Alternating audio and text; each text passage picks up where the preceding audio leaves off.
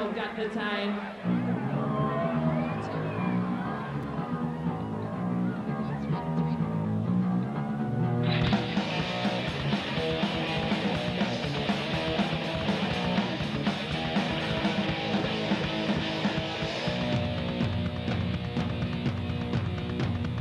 Wake up, got another day to get through now, got another man to see.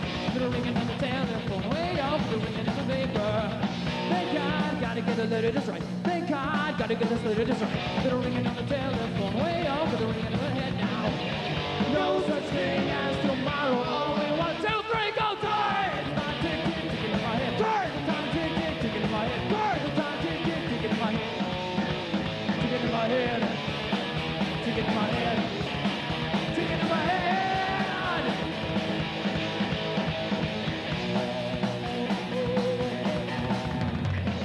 If I tell you what I'm doing today, will you shut and get out of my way? Someone doesn't what the time is. I don't know. They know I gotta go now. No time to get my watch repaired. No time, never got a thing to wear. A little ringing on the telephone, way off with a ringing on my head now. No such thing as tomorrow. All we want, 2, 3, go time! For the time tick, tick, ticking in my head. For the time tick, tick, ticking in my head. For the time tick, tick, ticking in my head. Ticking in my head. Ticking in my head. Ticking in my head.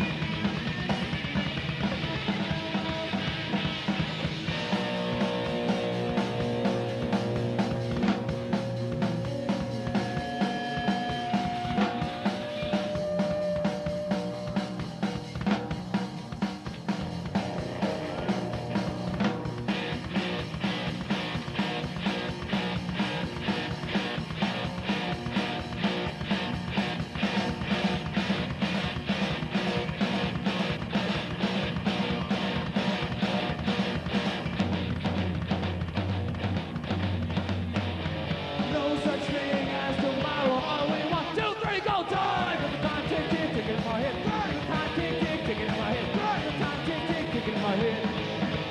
Ticking in my head. For the time tick, tick, ticking in my head. For the time tick, tick, ticking in my head. For the time tick, tick, ticking in my head. Ticking in my head.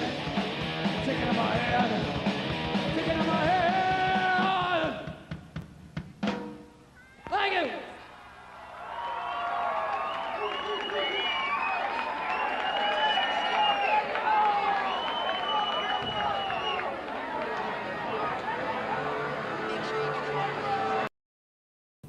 Hey everybody, that was Clockwork Orange with their cover of Got the Time. That was the Anthrax version of Got the Time.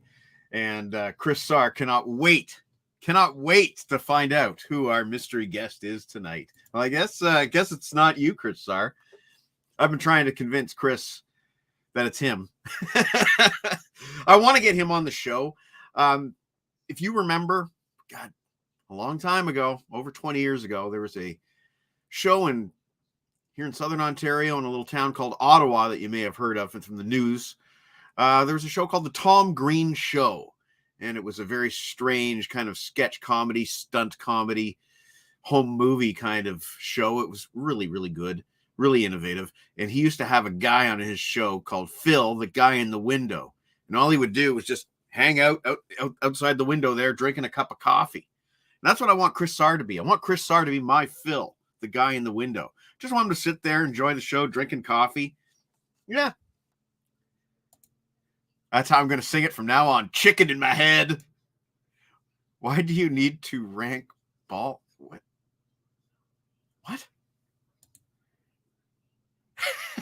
Thank you. Good to see you, Tyler. So tonight is the Top 5 Ballad Show. This is the remastered Top 5 Ballad Show. We did a top 11 ballads in July of 2020, and it was a really good show, but we had a lot of technical issues. That was back when I was doing it on my phone. Speaking of which, hey, sweetie, can you bring me my phone? I like to have my phone because Chris Sarr usually messages me with quality control. Funny.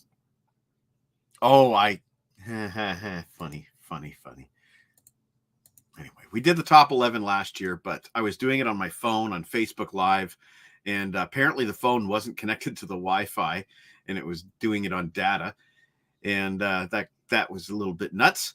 And the phone overheated, and it was a really shitty quality stream, but the show itself was awesome. So I'm happy that we get to do the remastered top 5 ballads tonight, and I'm taking a different track with my ballads, and I think the other guys are as well. But before we do that, I want to show you something really cool. I ordered this is a second copy of the Iron Maiden Somewhere in Time Super 7 reaction figure. I like to have one carded, and then if I buy a second one, I feel free to open it. But what's really cool, and I don't know if you can really see this on the webcam, but his dome there, see his brain dome, it's actually clear plastic with the wiring and stuff painted underneath. You can see that, I think, a little bit. I did not expect that clear dome. I had no idea that was going to be on the figure. Fully painted on the back as well. So the front matches the cover artwork. The back is pretty much made up because we never saw Eddie on the, by the rear side. He's got his 2 pistols that hang in his holsters, and he can hold his pistols. It's tricky. There we go. Let's see. There you go. He can take a blast with his pistol, just like on the album cover for Somewhere in Time. You can see he's got the little target sight painted on his one eye, his cybernetic eye. Really sweet looking figure. These guns are tiny. They are so thin. They are so thin. I mean, you're going to lose these guns. You're going to. I'm not. Okay, so let's take a look at the comments. Did Jen get to Gordle? I'll find out. Hello, Chris. Nice to see you. I hope you enjoy tonight's show. And my mom is watching. Wordle. No, there's 2. There's one called Gordle that's all hockey. I am going to bring on my first guest, Mr. John T. Snow, because he has an unboxing for us. Hello, John. Hello. How are you tonight? I'm doing wonderful. How are you? I'm doing great. I'm going to go check. I got to go get my phone and ask Jen about Gordle. So, do you mind doing your unboxing? No, I'll go right ahead. Okay, ladies and gentlemen, while I go do my thing, here's John T. Snow. Okay. Hello, everybody. I already cheated and got them open a little early so it wouldn't take too long. First up is the brand new album from Scorpions, Rock Believer. I haven't opened this yet, obviously. It's 2 LPs. It's the deluxe edition. So it's got all the 5 bonus tracks from the deluxe. So I can't wait to get into this one tomorrow. So there it is, Mike. So. Oh, sweet, dude. Yeah. And yes. Oh, sorry, Gordle. Did you get Gordle today? Gordle. You got Gordle as well. She got Gordle as well. That's the I haven't done Gordle yet. It might be. It's very niche. Oh, 6 a.m. Yeah. And then 6 a.m.'s greatest hits. This came out, I guess, sometime last fall, but the vinyl finally got printed, and so now they've started going out. So, and that again, it's another gatefold 2 LP set, and got some bonus tracks on it. So really good. So, I was surprised the deluxe edition has all the bonus tracks, not exactly the same order as the CD, but it has them. I just want to put up Rob's comment here. He hates his unboxings. And on his show on Wednesday, he really articulated quite well and quite entertainingly why he hates the unboxings. And it kind of made me hate unboxings a bit too, but not as much as him. But the funny thing, and I'm going to get him to do it when he comes on, he did this voice like, hey, I'm doing an unboxing. And oh my God, the voice just killed me. So I'm going to get Rob to do the voice when he comes on. Yeah, so every time we do one, it'll be like, we can start it with his voice. Telling me plays on a shitty team. Scorpions getting a lot of rave reviews today. Yeah, I have not listened to it yet. Mine will be here tomorrow. I can't wait. I John, I don't know if you've ever had this where you've got a song in your head the entire day and you know you're going to be up all night with that song in your head, but that's Rock Believer for me. Rock Believer's for you. Oh, God, it's such a good song, man. Are the vinyls cheaper in the States? No, they're not. I mean, I don't think they are. I'd like to find out if vinyl is cheaper in Australia. Who should I ask? Oh, wait, I know. Yeah. Hey, Harrison. Hello. Hey, Harrison. I don't know what your name tag means there. Oh, no, it's a reference to that Monty Python sketch where everyone in that university at Australia is called Bruce. Okay. Are vinyl cheaper in Australia? I wouldn't know, but considering that everything here is more expensive, I'd assume no. And is that because you're an island?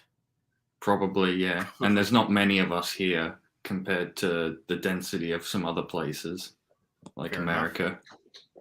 Yeah. Peacemaker being called out here as an earworm, and I agree. I played that video. See, I don't like to play songs in advance too much. Right. But I did play Peacemaker today, and it's another killer. It's a good rocker. Hey, Rob's here. Hey, Rob, I'm going to bring you on, and if you don't mind, maybe you could explain to me about unboxings just one more time. Okay, well, hopefully I can do this without laughing because I knew this was going to be. I knew this was going to become a thing. You're on the spot. I am unboxing a box. I like to unboxing the box. I open the box. There's another box inside. I remove the box. Put the box aside. It's like the empty box. Now I open the other box, and there's a box inside the box. And it goes on and on and on. And it's so true. It Especially is. with toys and things like that. Oh my God, it's so true. Yeah. Oh man, Rob. I was particularly incensed. I kid, of course. I mean, I know. there is some really some neat stuff I've seen come out of the box. But Well, that's why I opened the box before I actually opened the box, so I wouldn't take all that time. And I'm 'cause the expecting box my is not the copy important tomorrow. thing. And I got that KK's Priest that I picked up that I have to pick up at my parents' house. But it just seems we can't catch a break with the weather here in Southern Ontario these last couple of weeks. Oh my God, it's been a snowstorm after a snowstorm after another snowstorm. It's 73 degrees here. The sun's out. It's quite beautiful today. Well, it's not out right now, but it was a nice day. Any of you guys ever seen the Scorpions live? No. No, me neither. Yeah. I always thought they'd be great, but they haven't had the opportunity. Yeah, that was with me too. I mean, if they come to Charlotte, I'm going to try and see them. Yeah. Snow and Markham. Well, as we await the arrival of Uncle Meat, I am just going to run the theme song and we can get the show on the road, shall we? let's do it. All right. Sounds Welcome good. to the LeBrain train. Welcome. All aboard. Welcome to the unbox.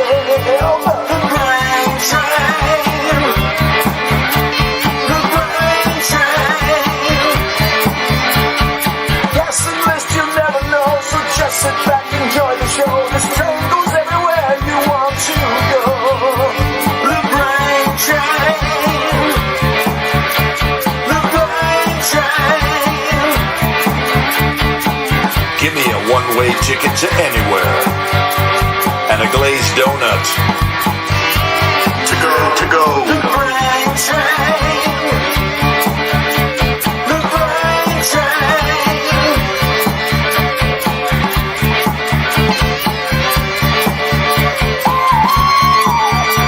All aboard.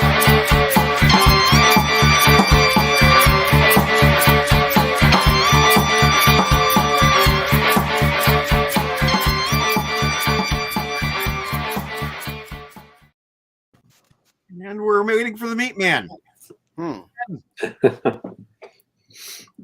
Sorry, Rob, I cut you off there before. Well, that's okay. Just do that voice all night long. No, I probably won't do the voice all night. Well, that was the LeBrain Train theme song by Mr. T-Bone Erickson. I just want to send him a whole lot of love in Thunder Bay. Yeah. He's kicking COVID's butt right now, which is great. But here's Meat. Here he is. Welcome to the show, sir. Hey. And a ballad salad. I love it. So I got to say, Rob, not only was the content right on the money, but the voice was right on the money. That's Pretty a good. killer voice. Pretty good. How are you doing tonight, buddy? Not bad, you. Not too bad. So I don't know if you've been paying attention or not. Hey, Dave Lismy's watching. How you doing? Couple hoisting a couple of beers there for Dave Lismy. And Chris Sire wants to know if there's any snow in Charlotte. No, 70 degrees. Nice. We did have snow 3 times this year. And Three each time times. it snowed, it was gone within 24 hours. 3 times. So, Meat, I don't know if you've been paying attention. What, the mystery dude?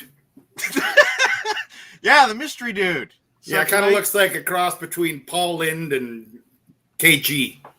Well, what we were going for was sort of like the unsolved mysteries. Okay. But we have a special guest tonight that will be doing the 6th list, and we only know this person as X. And you guys will have to guess who X is based on their 5 picks. Oh, okay. That's the gimmick tonight. Neat. And, if it works out well, maybe we'll try it again another time. But just throwing it out there, should we start the round with X's pick or end the round with X's pick? Starting it would probably give him There he is. us more time to work out who it is. Yes. You guys are cool with that? So we'll start the round with X? Yep. Okay. Okay, so as you know, this is Cinco de Listo, where we list our top 5 of whatever, and this time we're doing ballads one more time. One more time! Cinco de Listo. Now, while that's just You got my fingers in a fishbowl. Cinco de Listo. The pentagram made of crystal. Cinco de Listo. Got my bones left in a pixel. Cinco de Listo. One bullet shy of a pistol. Cinco de Listo. Cinco de Listo. Cinco de Listo. Cinco de Listo.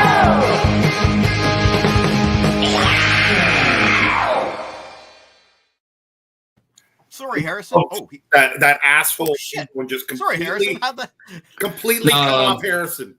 I did that myself. The audio was a bit garbled for me after Oh. the video played, so I Okay. refreshed to see if that would fix it. It was just funny You because sound fine here. all I could hear, Harrison is about to talk, and I know. T-Bone's voice explodes. Sorry, guys. It's live. It's live. Yeah. Anyway, sorry, Harrison, you were saying. Oh, no, I was just going to say that I was going to refresh it. I was going to give you some warning that what I was about to do, but yeah, I've done it. Okay, cool. So, first pick from X. This is the first number 5. And for the record, this is the only one I watched for quality control purposes. All the others, I do not know. So here's number 5 from X. My number 5 is Early Women Bleed by Alice Cooper.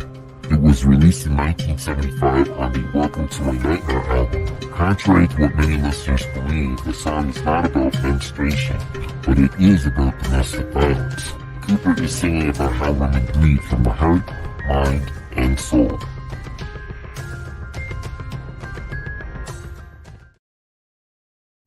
Chris Preston congratulating X for that awesome first pick. Maybe Chris Preston is X. So without guessing the identity, we'll save that for the end. Any comments on that awesome first pick? This is going to be. This is such a hard thing to pick 5 of. It's like picking 5. Like of something that there's a million of. Like, what do you do? So, like, Yeah. of course, that's a great example. Yeah. I ended up going crazy after finally coming up with like 60 plus songs to go through, and I'm like, okay, well, this one's good, but I like this one, but this one, and just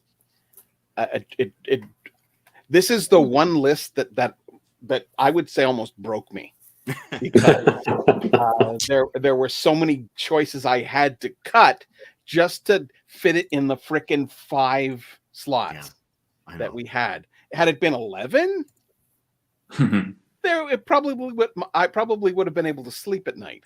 But where I wouldn't have this ballad going through my head, and then all of a sudden this one would come in from out here, and it would be like, okay, so anyway, great choice to start off. Great choice. All right, so that makes Harrison next, and I believe from just chatting offline, I believe you, Meat, and I have all narrowed down our ballads in some way or another. Yes. Go ahead. Rob's point was very right, and it would have applied to me as well. So I'm going to preface this by saying that I will be short and concise with my entries, because each of my entries has 2 parts, in that I'm basically doing 2 lists, in that one list is the top 5 ELO ballads, one list is the top 5 Judas Priest ballads. The funny thing there being that it's a humorous juxtaposition that this heavy metal band and this pop rock band both excel at these softer songs. So getting into it, so part 1 for ELO, for my 5th entry, I've gone with Look at Me Now. It's from their Baroque sounding early days, and you can hear that because the instrumentation, it's not like the keyboards, the pianos, all this stuff on it. It's just this but like the string section basically dominating it, and it's simple, and this simplicity extends to the chorus as well. The melody is nothing, it's not overly complicated, but as we established in the Max the Axe show, simplicity in music is not a bad thing. To be able to convey the same nuance and emotion in a simple thing compared to a more advanced thing takes skill. And so for the Priest entry for number 5, I've gone with Eulogy off Angel of Retribution. It comes in at number 5 because it's a bit less ambitious than some of the other ballads on this list. It mainly has this one bass line throughout that most of the other bits revolve around Halford singing, and this nice extended slow piano solo across the midsection. But it's not the last we'll be hearing of Angel of Retribution. Oh, yeah. That's interesting. Huh. Well, Harrison, I didn't expect... I expected you to do something Harrison-like, all live ballads. Okay, so you threw me for a loop. That's great. We're off to an awesome start. John. All right. Okay. Same as Rob.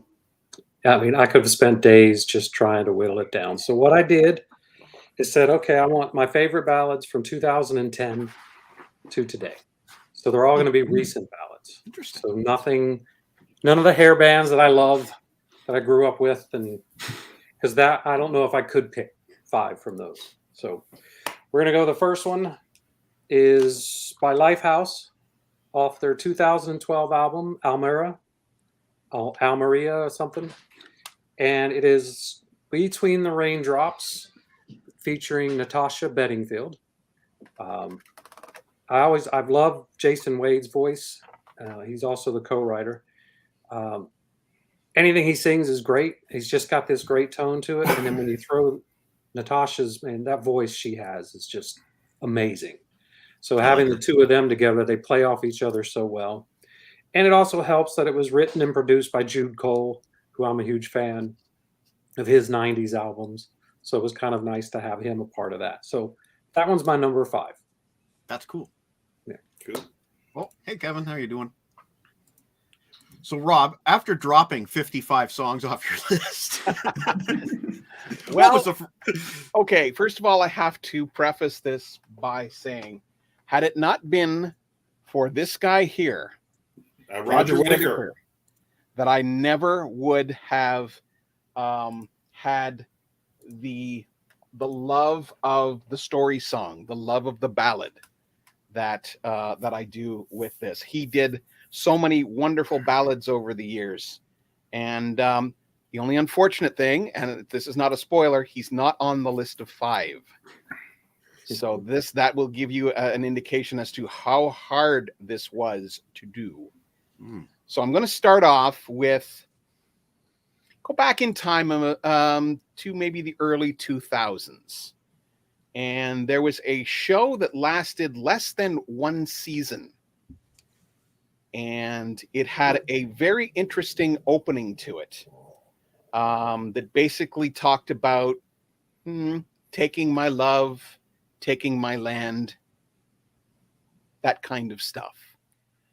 Flash forward, the show has been canceled.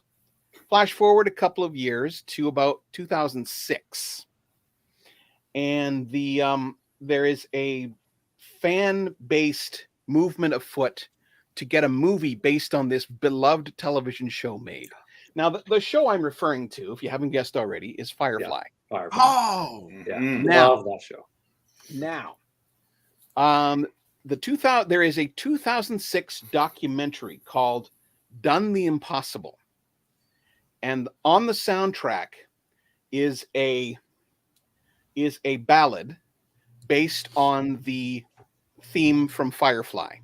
It is a fully fleshed out ballad. It is absolutely gorgeous. Done single guitar. The singer is Michelle Dockery.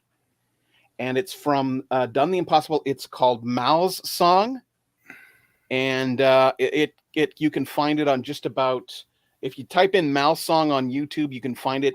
It's done by someone else. It's, I believe her name is Vixie or whatever.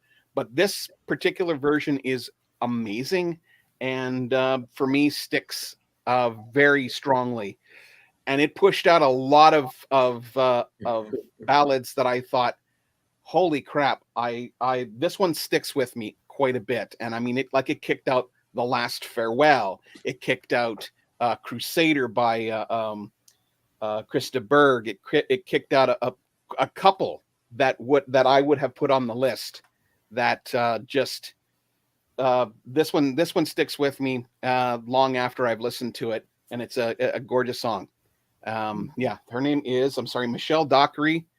And it's off this obscure, well, I won't call it obscure, but this documentary called Done the Impossible, that they basically saved Firefly enough to have the movie Serenity come out.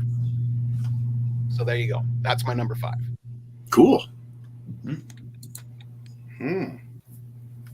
Meat Man, ballad meat sauce. Yeah. So, it's interesting what John T. Snow said of his was all 2010 or higher. I think my most recent one is my number 5, and I'm just throwing it out there. It's somewhere around 89 or 90 or something, 91. But this was tough because there's so many, and so I tried to narrow it down in my own way, and basically 5 ballads that meant a lot to me at the time that I first heard them, and it's more geared towards the viewer's taste, because I could have went anywhere. I could have went Chats, I could have went John Prine, I could have went Neil Young, I could have did I could have did ELO, I could have did all this stuff. Like, it would have been too easy and too hard. So I did narrow it down, and my number 5 is a song by a band that I really like, and a song that I don't really like that much anymore. I used to love it when it first came out, and it was kind of a benchmark for singers at the time, I think. And I actually did this song at a karaoke contest in good old TJ's Roadhouse in Kitchener, which I didn't win, but I made the finals up. The song, I'm Smiling Next to You, Silent Lucidity, is Yeah, like I said, I don't love the song anymore, but I loved it when it first came out, and I practiced singing to it, and I ended up using it in the karaoke thing, and it really was a benchmark at the time for what vocals were. I mean, quite obviously, and that's really the same with all five of mine. The bands are pretty much at their peak, and you can literally say this is when Queensryche had peaked. They were just off of Mindcrime, and I'm sure that Empire charted higher and sold more because it had singles and videos and far more. So yeah, that's my number 5, Silent Lucidity, and no. Come on, Brian. Come on, Brian. I'm smiling next to you. At one point, I was going to put Just Begin Again by Spinal Tap and Cher, and I did think of doing a bit of a share with People Say No Future No, but yeah, like no. But I'm not going to try any Silent Lucidity. I'm gonna save people the heartache of that. But yeah, that's my number 5, and the songs get better from here because it's really, I don't really like the song that much anymore. It just that's an interesting choice. Me choosing a song that you don't like anymore, and yet still being your top 5. And it's the effect that it had on me. It had such a huge effect, like to the point where I was singing it daily, more than once a day, just because at the time I was serious about the singing thing, and I had a bit more of a less smoked voice, and right. Yeah, I don't really love the song anymore, but I completely appreciate aspects of it. The summer of '91, which is that summer, there were 2 other big ballads: Wind of Change and More Than Words. Yeah, remember that? Yeah. And funny enough, another song that almost made my list, I also did in that karaoke contest, and it probably lost it for me because I tried to take on To Be With You by Mr. Big, and let's just say that the key change raped me. Not good. That's 2 weeks in a row you've made. Oh, no. The last week was totally different. It's totally different. All right. I'm still me. My mom is watching. It's just a word semantics. Okay. Anyway, I'm going to move on to my number 5. And I'll start with a quote that Mr. T-Bone sent me on Wikipedia, but definition of a ballad. The ballad derives its name from medieval Scottish dance songs, or ballads, from which ballet is also derived, as did the alternative rival form that became the French ballade. As a narrative song, their theme and function may originate from Scandinavian and Germanic traditions of storytelling that can be seen in poems such as Beowulf. So yeah, that's one definition. We all know about how the dictionary definition of a ballad is basically, a song that tells some kind of narrative story. But obviously we've also chosen songs that are simply just songs that are soft, right? Mm-hmm. And that's cool. For my songs, I had to narrow it down as well. And I chose to really narrow it down by picking absolutely no love songs. No songs directed at the opposite sex, the same sex, anything. And when in doubt, I did not choose the song. Yeah, I'm waiting I can't wait to hear about 5 hate ballads. Right. 5 hate ballads is exactly what I have lined up. The first one, though, is maybe there's a little bit of hate here. It's a response, really, to the comments last week. I received some feedback, some viewer feedback, that expressed that this person may be done watching the show because of the trashing that Bon Jovi took last week. So for this unnamed person that I'm talking about here, who threatened to stop watching the show, because of all the Bon Jovi bashing that took place. I'd like to pick a Bon Jovi song, and it's not a love song. They even have a song called "This Ain't a Love Song," but it's not that, because that is a love song. Blood Money from the John Bon Jovi solo album, Blaze of Glory. Rob, I knew you and John would be the only two that know the tune. From the soundtrack, Blaze of Glory, Young Guns 2. So essentially that's a concept album. It tells the narrative of the story of Young Guns 2. And Blood Money is the character of Billy the Kid singing to Pat Garrett, his former friend who he rode with in the Regulators, who eventually killed Billy the Kid. And I don't know. The lyrics are really, really good. John doesn't get enough credit for that album. It's really a fine. He poured his passion into that album.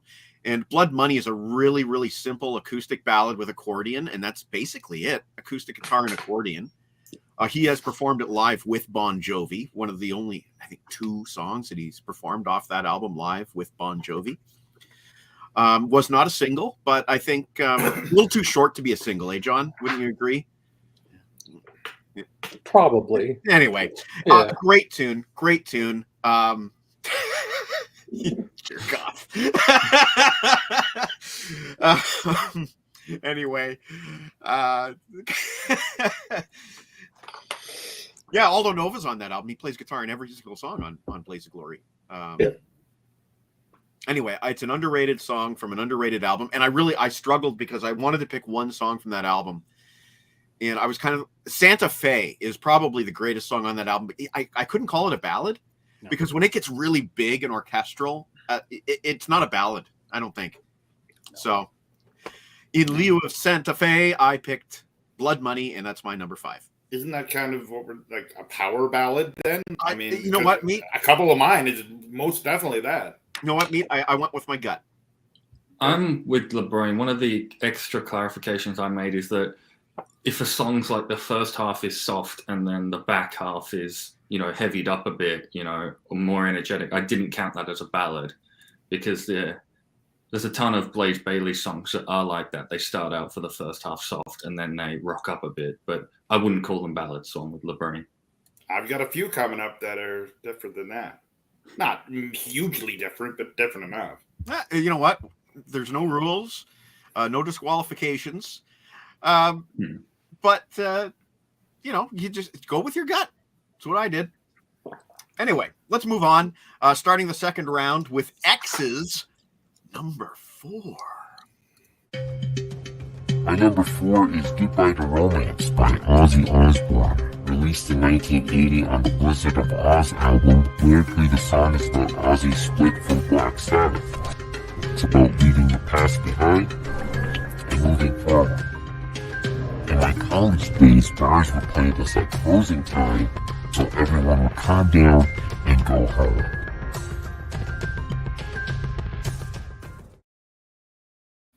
Interesting. Real good one. That was on my list last time, I think. It might have been. I did not rewatch all of last time's show because, like I said, I find it a bit unwatchable. I was explaining at the beginning how we had the technical issues with the phone, and I don't know what Intepid is, Mike Kuda. So I'm going to say no, it's not Intepid. Fantastic track, says Chris Preston. He's on board. Give us your next one, Chris, as well.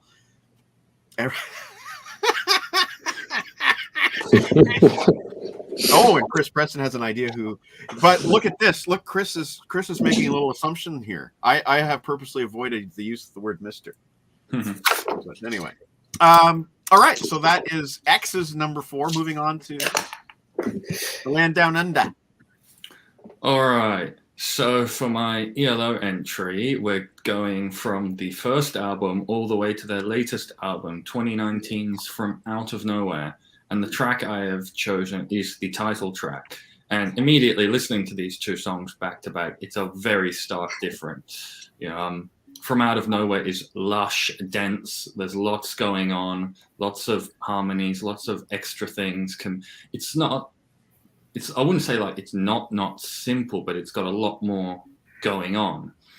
And the thing I like about it is the chorus melody. Like each line sort of starts out with like the first half is a similar but then it branches off to like different words each time with each line. So it's sort of like familiar but different each time. So I like that. It's a bit of like an expectation subversion, and it keeps it fresh, at least for that first time you hear it. And then for my Judas Priest entry, I've gone for the Ripper Years with Close to You from Demolition. And I think a really ironic thing is that the Ripper was a really good Rob Halford impersonator. His voice was just also naturally very good at the softer, lighter stuff, and it really fit. And so with Close to You, the chorus is dense with extra voices of Ripper going on, but the verses are sparse, and I think it balances that nicely. You can focus more on the emotion in the verses, and then you get a bit of you wake up a bit for the chorus. That is the last we shall hear of Ripper, though. I'm not going to hate on you. If I was going to pick one ballad from Demolition, I would have picked Lost and Found. But it's a good one. It's the one, half dozen of the other, right? Oh, good, Harrison. I mean, you're throwing me for a loop every time, so good on you, man. Chris Preston's number 4 is Kenny Rogers' "Lady." That's a good. Wow, pick.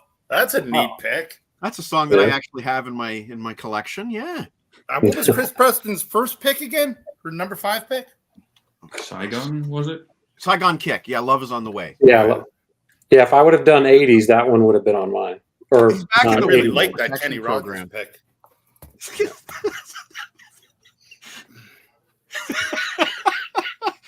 Oh, God, he wants to be like X, all obscure. He's trying hard. Maybe Meat is X. Maybe he's done, he could have just submitted 2 lists. It's possible. Oh, I got to turn down this TV. Anyway. And you know what? That's a good reference there. Sad Wings of Destiny. Spoiler alert. One of my runners up was Epitaph from Sad Wings of Destiny. There will be no Epitaph on my list. Anyway, so yeah, Sad Wings of Destiny. There is one there. Anyway, John, on with you and your number 4. All right. Since I decided to do 2010 and up to now, and not any of the 80s, early 90s bands, I needed a band that sounded like an 80s or 90s band. So I went with a song off this album, The Defiance, with Paul Lane, written by Paul Lane and Bruno Ravel. It's called Save Me Tonight. So it's your classic 80s, late 80s ballad. It's a long song. It's almost 6 minutes long. And it's probably Paul's best vocal performance on that album, or at least one of them. So again, I had to have something that was like a hair band, but not. So that's what I went with on that one. Plus, wanted to give a shout out to Paul, so he'll come back on the show. You know what, Chris? If you like the Defiance and Paul Lane, I invite you to go back. I don't know what, about 8-10 months. We interviewed Paul Lane on this show. We had him for 2.5 hours or something. Oh, we had him. Yeah. It was great. It was as a personal highlight, I could have kicked myself the bucket list right there. Oh yeah, for me that was definitely since I've been following him since '90. Yeah, debut album, that was definitely a bucket list. He was so cool, Chris. Like, I'm not even kidding. Like, I felt like we were talking to a buddy by the end of that show. Yeah, we were talking about everything from Star Trek to yeah. And he dug a little deep into his own personal life as well, which we didn't ask about, but it just came naturally. And those are the best interviews. Thank you. I could kick the bucket at that point.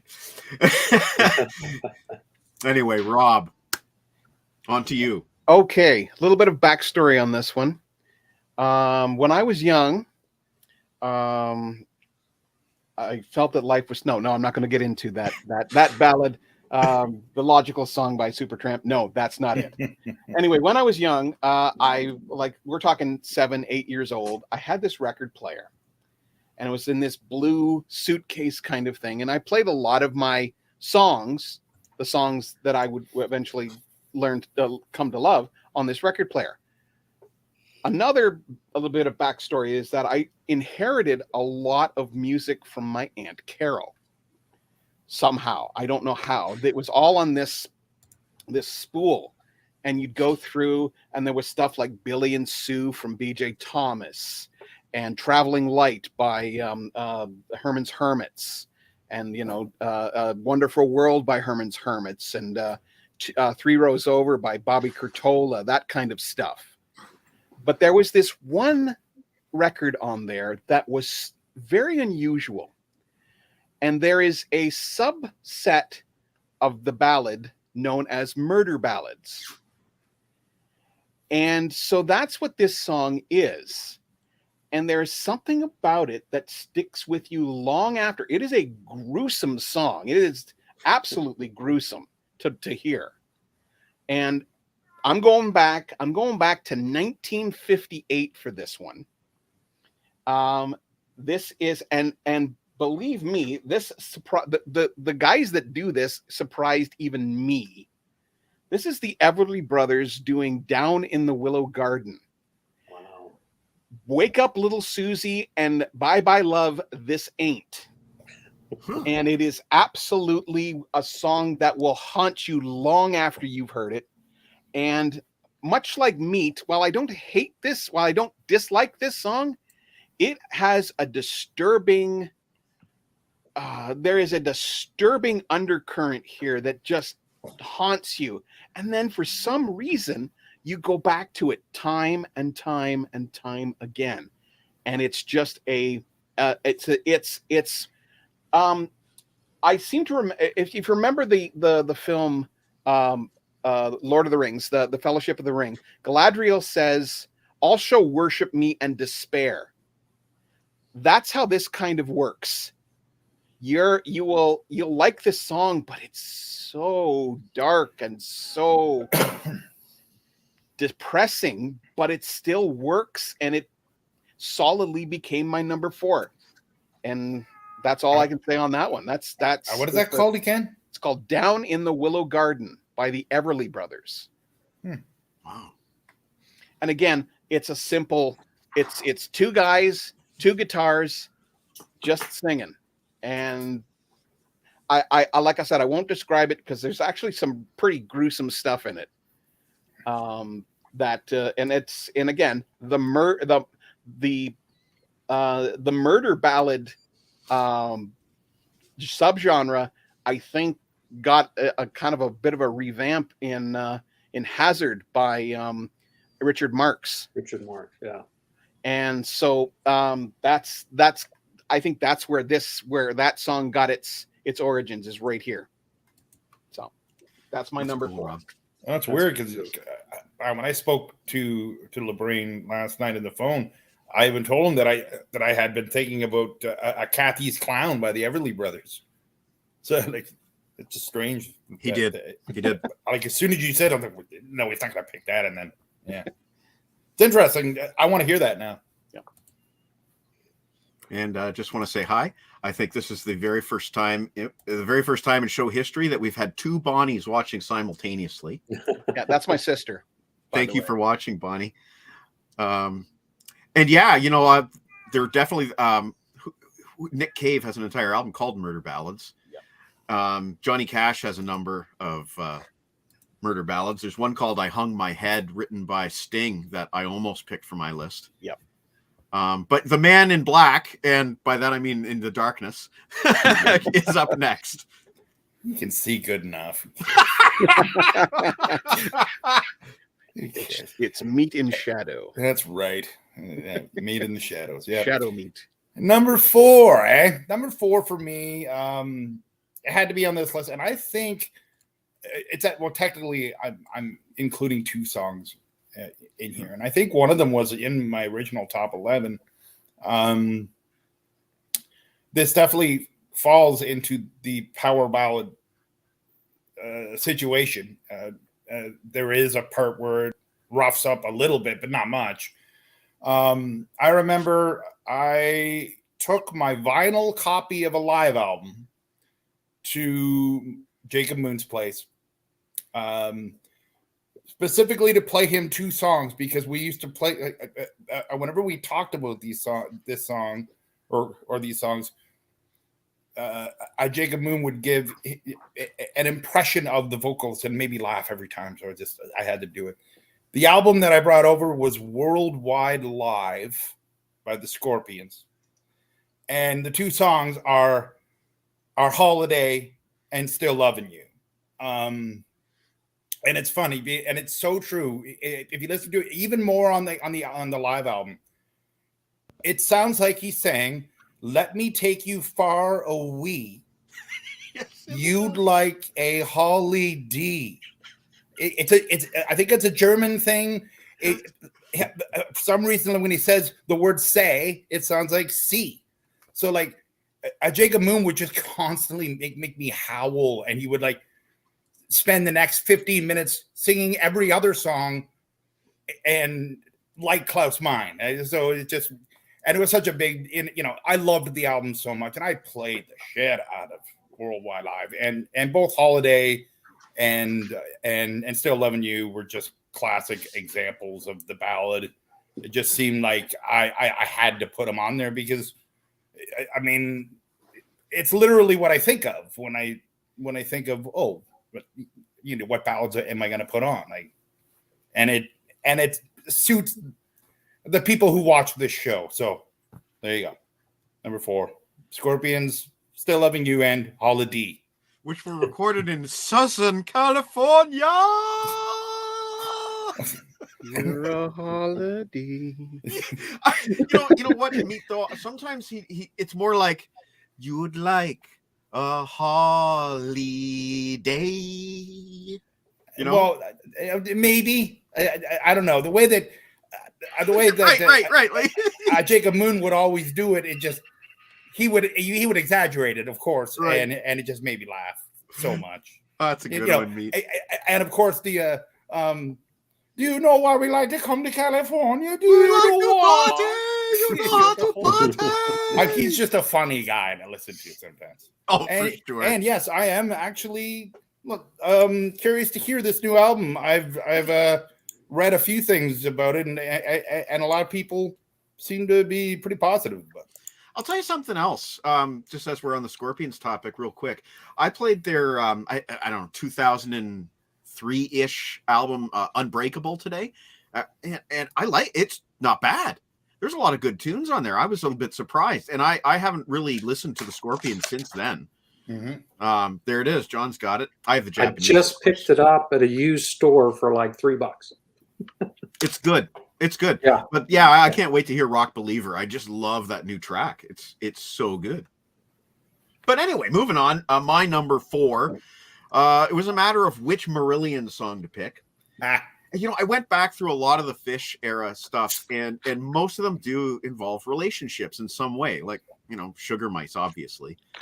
But I decided sort of blanketly, I'm not going to do a Fish ballad. They're so complex that you could make any argument that there's a woman involved, right? Jigsaw. I would have loved to have picked Jigsaw, but by my rules, I couldn't. So I went with Steve Hogarth era, and I could have gone Brave for the dark conceptual side, but I ended up going with Afraid of Sunlight, the song Beautiful. I've always really liked the lyrics. Everybody knows that we live in a world where we give bad names to beautiful things. Heaven only knows that we live in a world where what we call beautiful is just something on sale. People laughing behind their hands while the fragile and the sensitive are given no chance. It's very off the beaten track for hey, Ralph. While I'm talking about a song like Beautiful, this guy showers me with these compliments. Anyway. It's kind of ironic that you picked that song, because the guy I was just talking about, Jacob Moon, sang that song on stage with Marillion, and Hogarth sang backup for him. That's true, he did. Yeah. True story. Yeah. Oh, and speaking of Jacob Moon, I just got an email that his new album will be in the mail to me very, very soon. So I'm really looking forward to that. It was a Kickstarter, and I was very happy to help fund his new album. Right on. Yeah, so check out the new Jacob Moon coming soon. But thanks, Meat. I appreciate that. I know Afraid of Sunlight isn't everybody's favorite Marillion album. It's very divisive. Guys like you and Morwood were probably getting off the train at that point. Whereas some of us, we hung on. It's a little different. It's, I mean, they've never been the same since Brave, really. That was sort of like the end of a style, end of an era. And Afraid of Sunlight was kind of like their first step into trying to be more of a pop. And I think that's the Hogarth side, but it seems like the other guys are into it as well. It was their last album on Capitol as well, EMI. They were independent on their next album, The Strange Engine, which I know Morwood hates. He calls it the Hootie and the Blowfish album. So Beautiful, one of the very last singles on a major label. And I think they still play it live every once in a while. Usually what happens is Hogarth has to stop singing because the crowd just take it over and they sing the entire thing. They've got the words memorized. It's a real fan favorite. So yeah, my number 4 is Beautiful by Marillion. And I guess that brings us to back to X with number 3. We're into number 3 now. All right. Okay, you guys ready for X's number 3? My number 3 is Spread Your Wings by Queen. It was released in 1977 on the News of the World album and was written by Queen's bassist John Deacon. The best version of the song can be heard on the Live Killers album from 1979. Oh, what a pick! Oh! You know, that silhouette kind of looks like Brian Mulrooney. Well, I have no comment on the Meech Lake Accord or any of the Mulrooney scandals. We're just gonna... We're not taking any guesses, Meat, until the end. You know this. Anyway, Chris Preston agrees. News of the World's my favorite Queen album. So, I got his back or her back on on that pick. Anyway, sounds like I don't know, female, Mike. Is that an unboxing there? Yeah, Rob, distract them with the voice. Distract them with the voice. Now, maybe he's Mr. X. Who, Yeah, Rob? You think Rob Daniels is Mr. X too? Well, it could be like a situation like that movie Glass or whatever it was called, where you got the guy with the multiple personalities. It could have been Rob's alter ego, Boar, which is Rob backwards. Anyway, and also the father of Odin, for those who need to know. But anyway, I've spoken way too much. Over to Harrison. All right, so for entry part 1, we are going to ELO's transitionary album El Dorado. This was the album that sat between their string-dominant Baroque early stuff and the more pop-rock fusion of orchestral and guitar and traditional music. And the song is Can't Get It Out of My Head. This is sort of like your stock standard ELO ballad. It doesn't do anything special, but it nails what it does, compared to, say, Living Thing, which has the violin solo, or Telephone Line, which goes more ambitious, or Strange Magic, which is light on the percussion. Can't Get It Out of My Head just sort of like nails the standard sort of ballad stuff, and it's really good. It made the list over those more focused songs. And so for Judas Priest's side, I might be breaking my own rules slightly, but I have chosen to go with Here Come the Tears from Sin After Sin, which is one of my favorite songs from that album. And it starts out soft and it gradually increases to, this final like dramatic gothic chanting, and then it just all comes crashing down.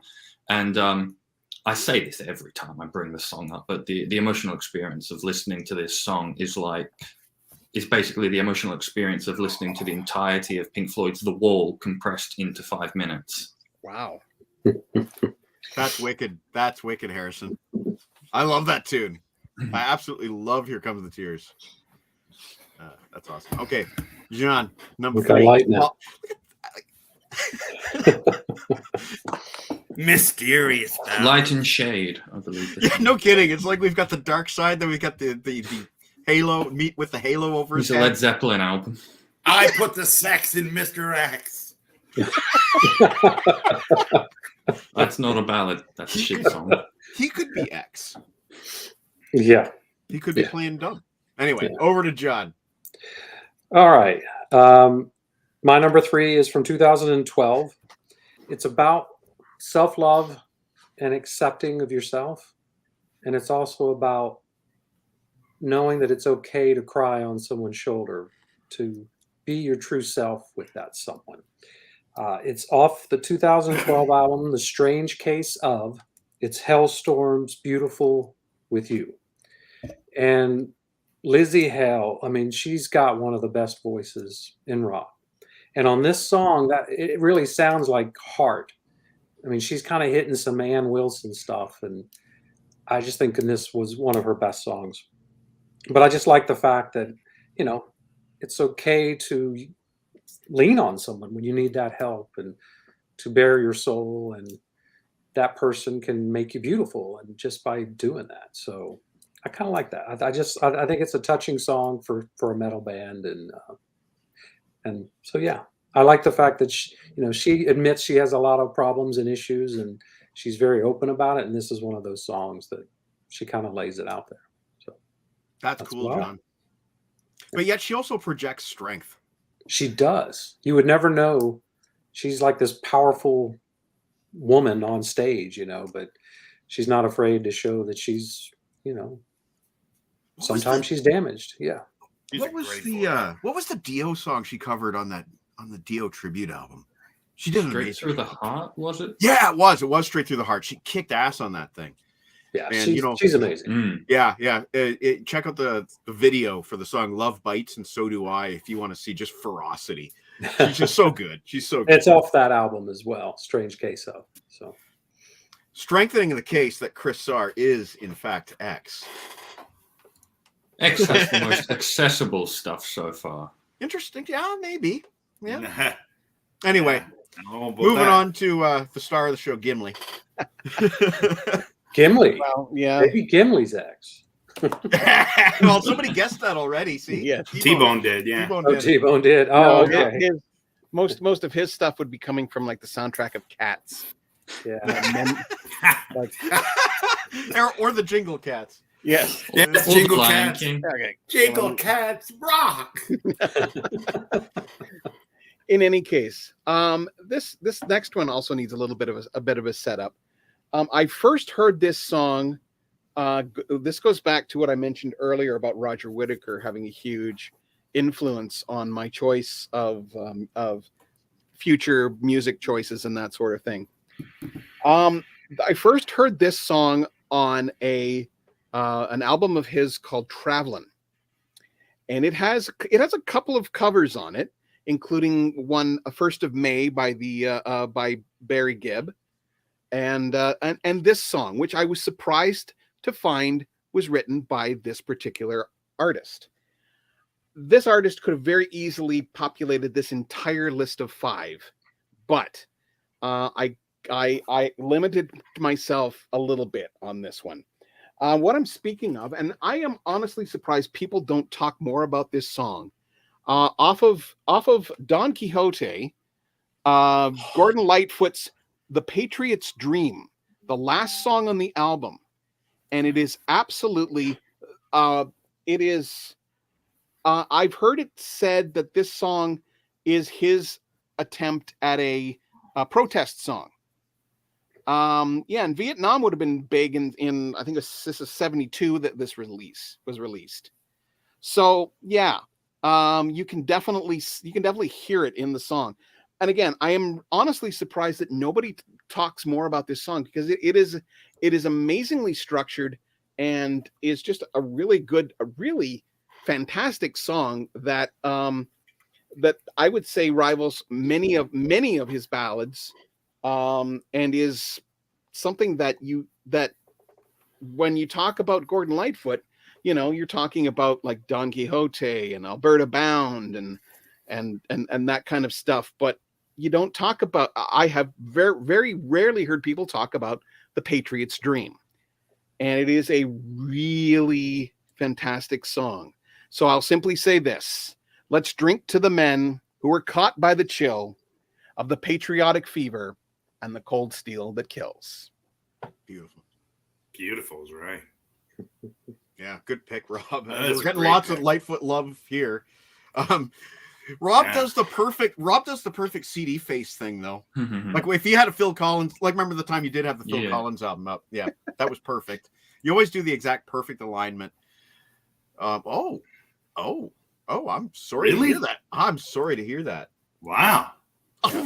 I just want to say one thing to Chris Sarr, which is I picked Bon Jovi for you, and he didn't even know the Bon Jovi song that I picked. So like that to me, and I'm sure that's him messaging me.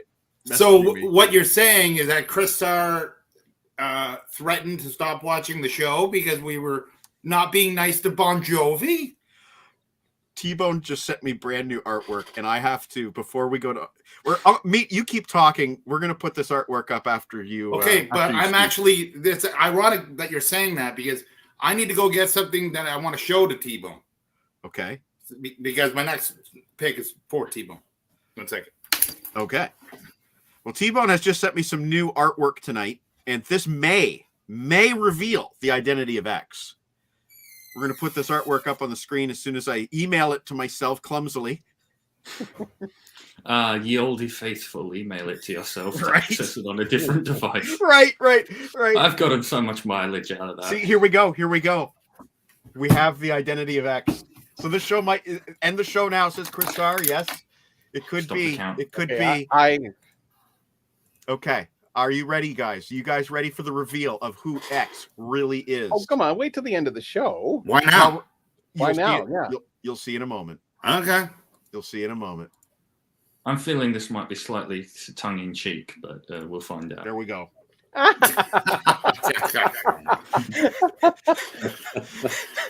It's Brian, it looks like Brian Mulrooney is a cat. T-Bone literally just emailed that to me. I had to put it up. Okay, so what are you showing to T-Bone, man? Hey, how did my name change? I changed it. Anyway, my next pick is for T-Bone, but first, I wanted to show him. I got 3 different beers that and was inspired by looking for a certain one that T-Bone had on a cup. I think it was on during the community show or whatever. But first one here is Cowbell Brewing Company Doc Purdue's Bobcat, which is just strange. And then this one, which just seems like I should have a lifetime supply of these. Hazed and Confused. Yeah. Yeah, that's seems to be very fitting for me. Very suitable. But, T-Bone was showing that he had a peach IPA, and I remember thinking, "Oh, that sounds really good." Well, I found this, which is Papaya Peach Juicy IPA. Wow. And I couldn't find the one. I don't remember what brewing company that he had his, but I'm going to try it right now and see what this actually tastes like. And we'll see. Oh, that's tasty.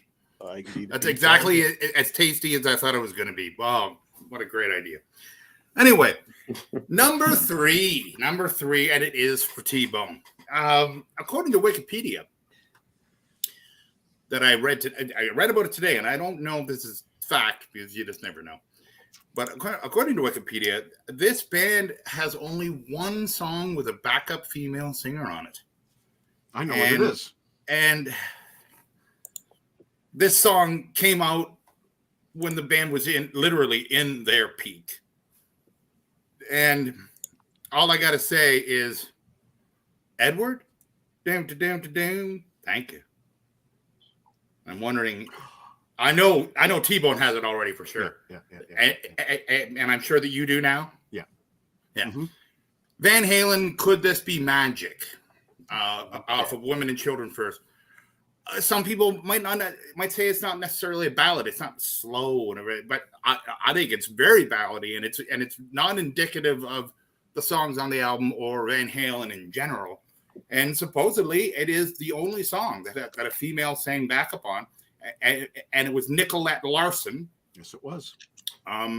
Who I believe the weird thing is, and I don't quote me on this, but I think she's the one who sang a lot of love.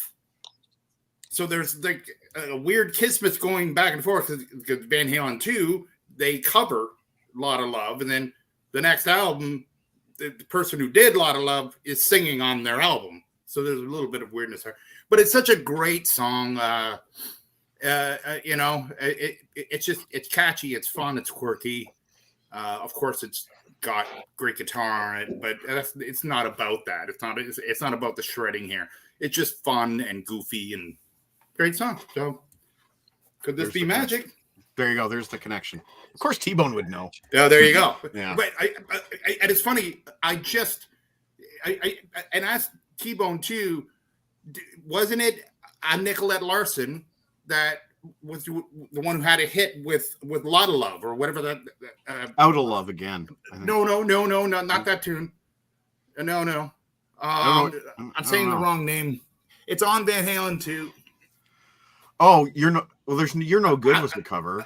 You're No Good, which I think Nicolette Larson was the one who had a hit on it. So there's a weird go back and forth. Gotcha. On it. No. Yeah, that's my number 3. Okay, my number 3, and then we'll take the mid-show break. Yeah. Is the very first song that I picked, and it lasted to the final list. And it's a song that may be a little bit too obvious, but hey, man, you can't argue with sometimes your first gut instinct when you pick a song. So it's Dream On by Aerosmith. And yesterday, when I was kind of doing my final run through of my list, I played the 1971 version from The Road Starts Here. And it's really nice at the very end. Steven Tyler goes into just a hint of "You See Me Crying," and it's so good. It's so good. But man, like Dream On is not a love song. To me, it seems to be about a song about growing old. That's how I read it. But I'm sure there's lots of interpretations, and none of them are wrong. Thank you, Chris.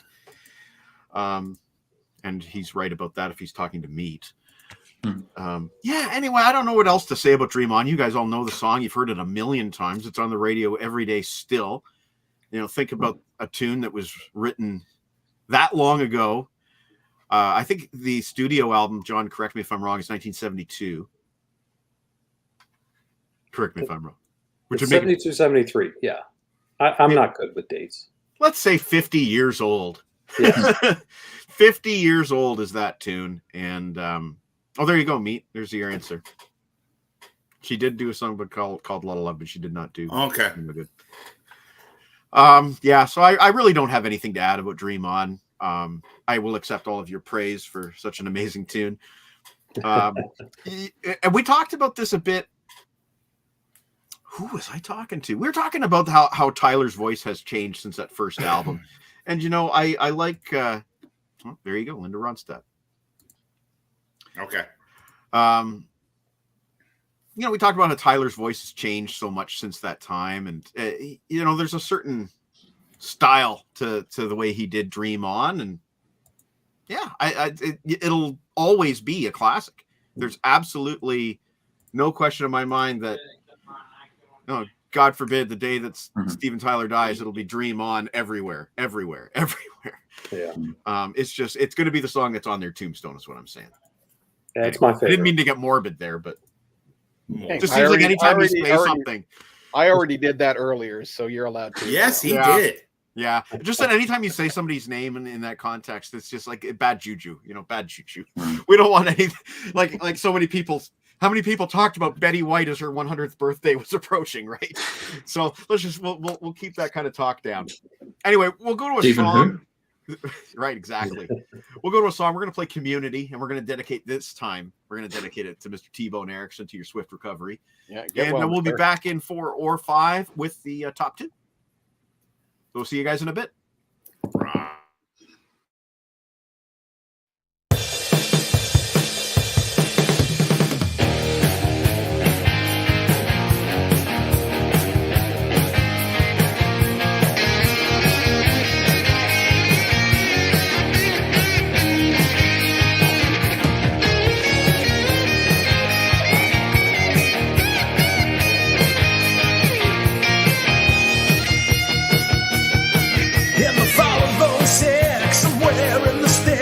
Southern Ontario, we planted a seed.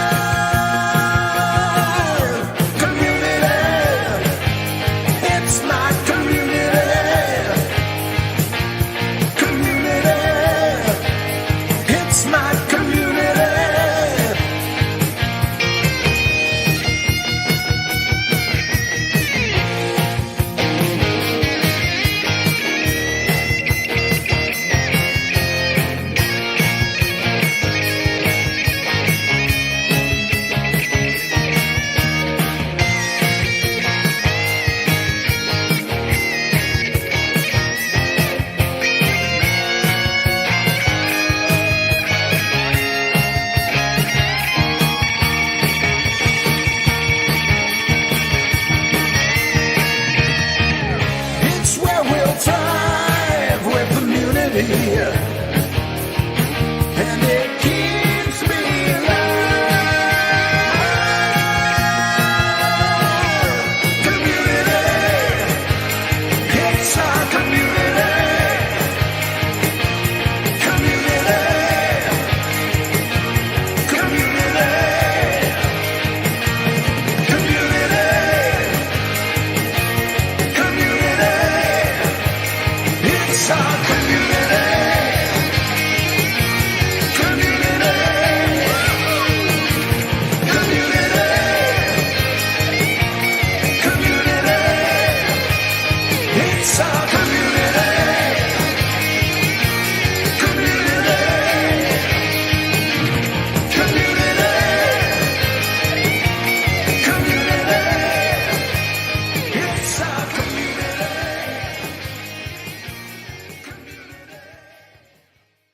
Hola desde Cuba a la comunidad de Aaron.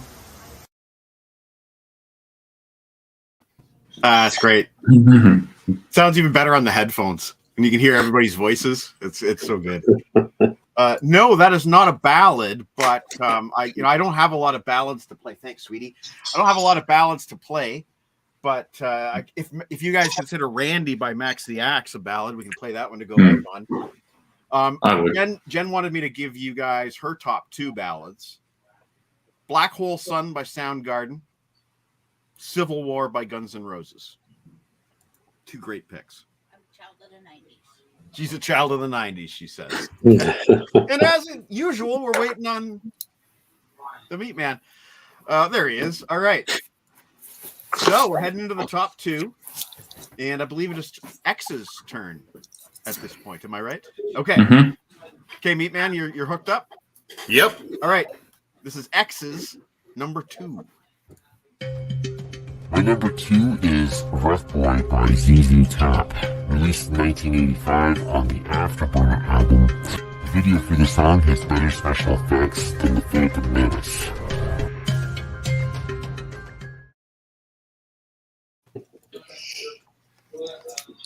Look at Harrison's face. He hates that song so much.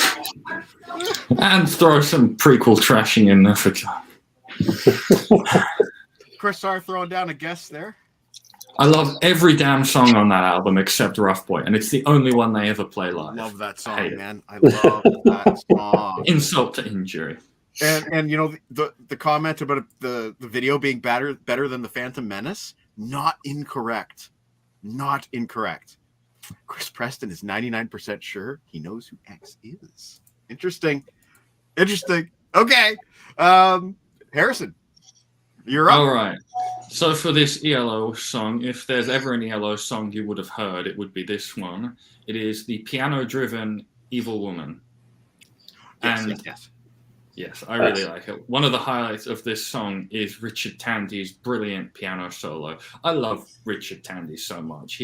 When it comes to stage presence, I can't really think of many keyboard and piano players with better stage presence than him. He's a joy to watch on stage. There's this one time he's playing, obviously he's playing piano, but it's not a heavy song, but he's there just headbanging away as he plays.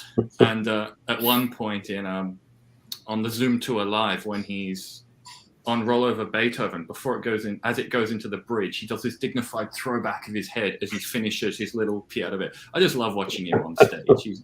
He's great fun. And then for the Judas Priest side of things, we have the one entry on my list that really is more of a power ballad than an actual ballad, but it is Night Comes Down from Defenders of the Faith. And it balances the soft and the heavy stuff really well. So good. So good. Yeah. There's only that one live version, I think, on that. Well, that's not true. Shit one too. There's probably more on the box set that I have. But no, they avoided the Defenders of the Faith tour on that box set for good reason. Other than maybe Alfred had a really rough voice live on that tour. Yeah, 82 through 84 was a terrible time for his voice. You can start hearing the cracks on Live Vengeance 82, but once you get to 84, sometimes some of the songs are just unlistenable.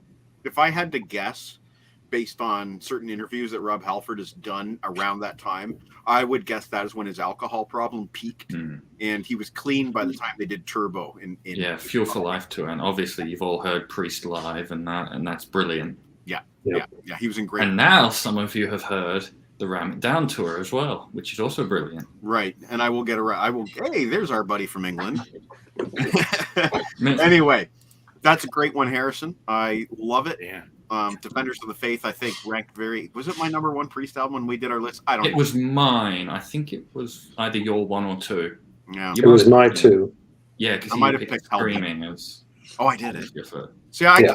That's the thing about lists is that you could ask me tomorrow and I'll come up with something completely different. Totally different. Paul hopping on a bronze leg tunes in. He hears "Ram It Down" as the first thing. Yeah, right. Anyway, Anyway. Harrison, I really liked. I really like both of your last two picks by ELO. You perfectly described. I can't get that out of my head or whatever. Number 3, and Evil Woman is great. I'm pretty sure I know what your number 1 is, but oh yeah, we've done the 1981 show, so not really a surprise anymore. Yeah. I'm pretty. I know. Yeah. Cool. I don't know if you guys remember Sweet Talk. I believe that was from her Some Girls Do album. Do I have that right? You'll have to remind me, Chris. People's Republic of Yorkshire. Yes. I'll agree with that. Yeah. All right, John, on with your number 2. All right, this one's going to be completely out of left field. I don't think you'd ever expect this one from me. Okay. It's from 2000. And, what? Iron Maiden. Prodigal Son. Yes, Iron Maiden. No. It's from 2010 off his album Recovery. When the song was originally written, it was about an abusive relationship with a record label. So they had more help into the song, and the main songwriter, I guess, the lyricist in it, turned it into, of course, abusive relationship. And the song starts off, the first few verses, it's about love and all the great positive things of love, and then it turns sour, and then the rage comes in, and the abusiveness starts. The fighting, the throwing, the hurting, the burning of the beds. It's just a very powerful song. And it's Eminem's Love the Way You Lie with Rihanna. And Rihanna comes in and does the chorus. And she's just, what's I would not have expected Eminem from you, John. That's a great song. This song. It is my favorite Eminem song. And I'm actually an Eminem fan. That's like one of my closet things, Learning new things about John tonight. Wow. But yeah, I just think it's such a powerful song. And then the video has Dominic Monaghan from Lost and Lord of the Rings with Megan Fox. And they take that relationship from the lyrics and they put it to life. And it is just fantastic. And look at all these people with the support there. Awesome. Yeah. But so that's my number 2. That's cool, John. Yeah, that's great. All right, Rob. Why don't you unbox your number 2? All right, my number 2, actually, little story behind it again, and there's stories behind a lot of the songs that I picked, but this one is particularly interesting in the fact that I heard the song and first of all, I didn't know who the artist was, and found out later that he'd been doing stuff for years. And so I'm driving back from Stratford in the Rogers Mobile after I'd finished a shoot, and listening to CBC radio, and I hear this song, and it absolutely took my breath away when I heard it, and I desperately, of course, I'm driving, so I can't exactly be writing down who this is and trying to remember, and they weren't saying his name. They were saying, "Oh yes, wonderful song, wonderful artist, wonderful," and it's like, crap, who is it? So it went by. All I knew was the title. So flash forward about maybe 6 months later, and I'm driving to Cambridge again on another shoot, and but this time I'm in a van. with three other volunteers. So the song comes on, and I'm like, holy crap, guys, you got to stop and listen to this. Of course, the guys behind me are like, 10, 12 years younger than I am, and they don't get it. They're like, oh, this old guy's just, going, being nostalgic and going back. And I'm like, no, but this is a great song. It's a great slice of Canadian history. You got to listen to it. You got to listen to it. So I'm like, so I finally get to the end of the song and they say, blah, blah, blah, by blah, blah, blah. And I'm like, oh, frickin' finally. So now I have to go out and see if I can find the album. And the album was exceedingly hard to find, but I was able to find it. And so finally, I have to say, Northwest Passage by Stan Rogers. Every time I hear it, it absolutely and just to prove that I don't always put CDs in front of my face. There, I did not put the CD in front of my face. This song absolutely blew my mind when I first heard it. And to realize that it was released in 81. And I think shortly thereafter, Stan Rogers died. Yeah. And I was like, I had never heard of this guy before. And so I started to go back through his catalog. And there's so many good songs in his back catalog. But this one in particular, the whole album is great. But Northwest Passage, it's all done a cappella. Wow. And I'm like amazed. I am just absolutely blown away. Now, it's funny. My wife Dorothea, who passed away a couple of years ago, listens to the song with me, and she goes, "Yeah, there's one guy he sounds flat." It didn't ruin the song for me, but it was like, I can't now hear the song without hearing that guy singing that flat note. But it's an absolutely fantastic song.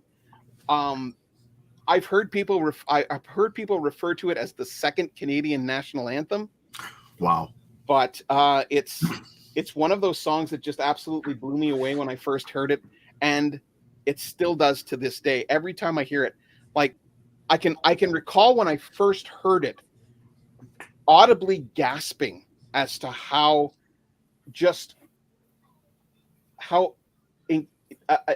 like Stan Rogers is not the greatest singer in the entire world, but to hear him with the group and just doing it a cappella is to me just blew my mind. And so 1981's Northwest Passage by Stan Rogers, solidly number 2, and I couldn't have thought of any other to fit in that number 2 spot. That's awesome, Rob. Thanks for sharing all that. Mike, I don't know if I'm going to remember this name, but one of the OGs of Sausage Fest, Tal. Yeah. He voted for, and it finally made it. It was a Stan Rogers song. I'm not sure if I'm going to get this name right. Privateers Barrett's Barrett's Privateers. So the year was 1770. Yeah. Oh, I wish I was in Sherbrooke now. Yeah. Yes, Rob, hardcore. That tune has played in the Valley at Sausage Fest. That's awesome. Yeah.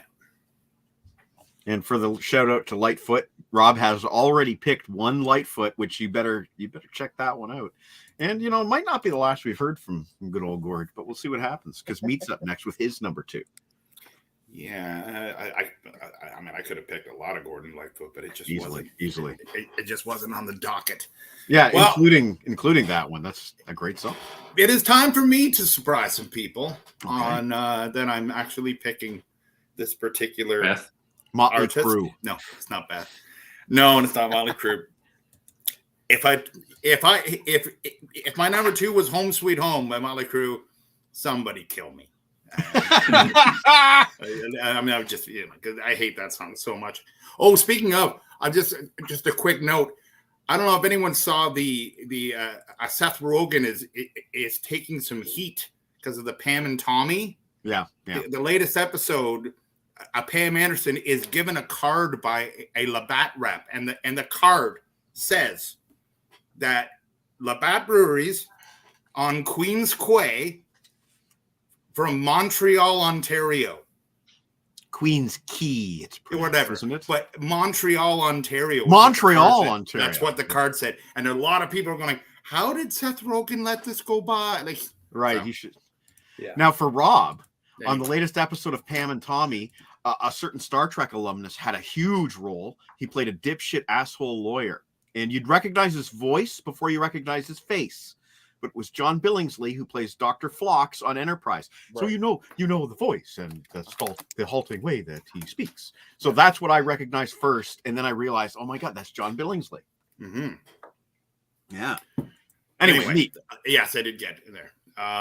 Okay. One or two is from a band that I've never put on any list, but I have. I know there's at least two big fans of this band on the panel right now.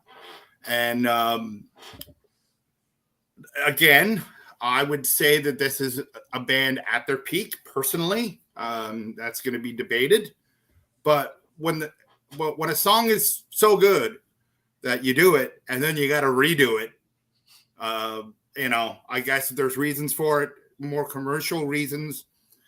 And then a very popular artist even actually covered the song, which I just found out today and watched today.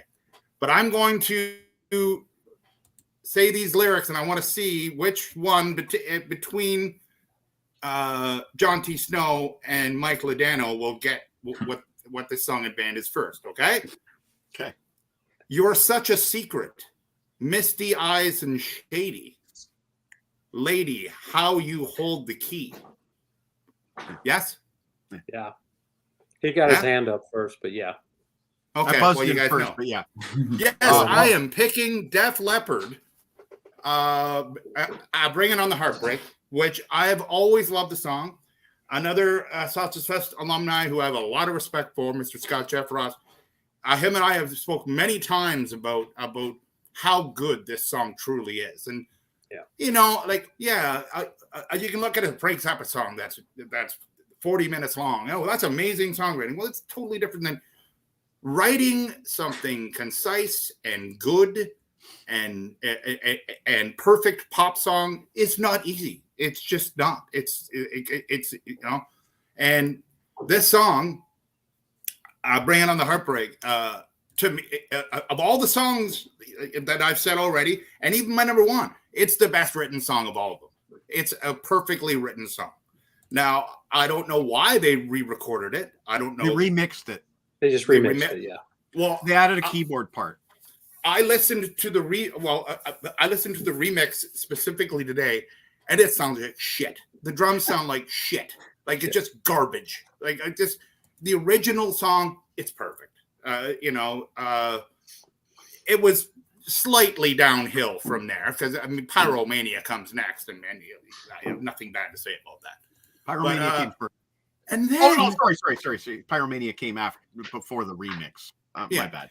And then what I was blown away by, Mariah Carey did the song, right? Which I heard for the first time about an hour ago, and you know what?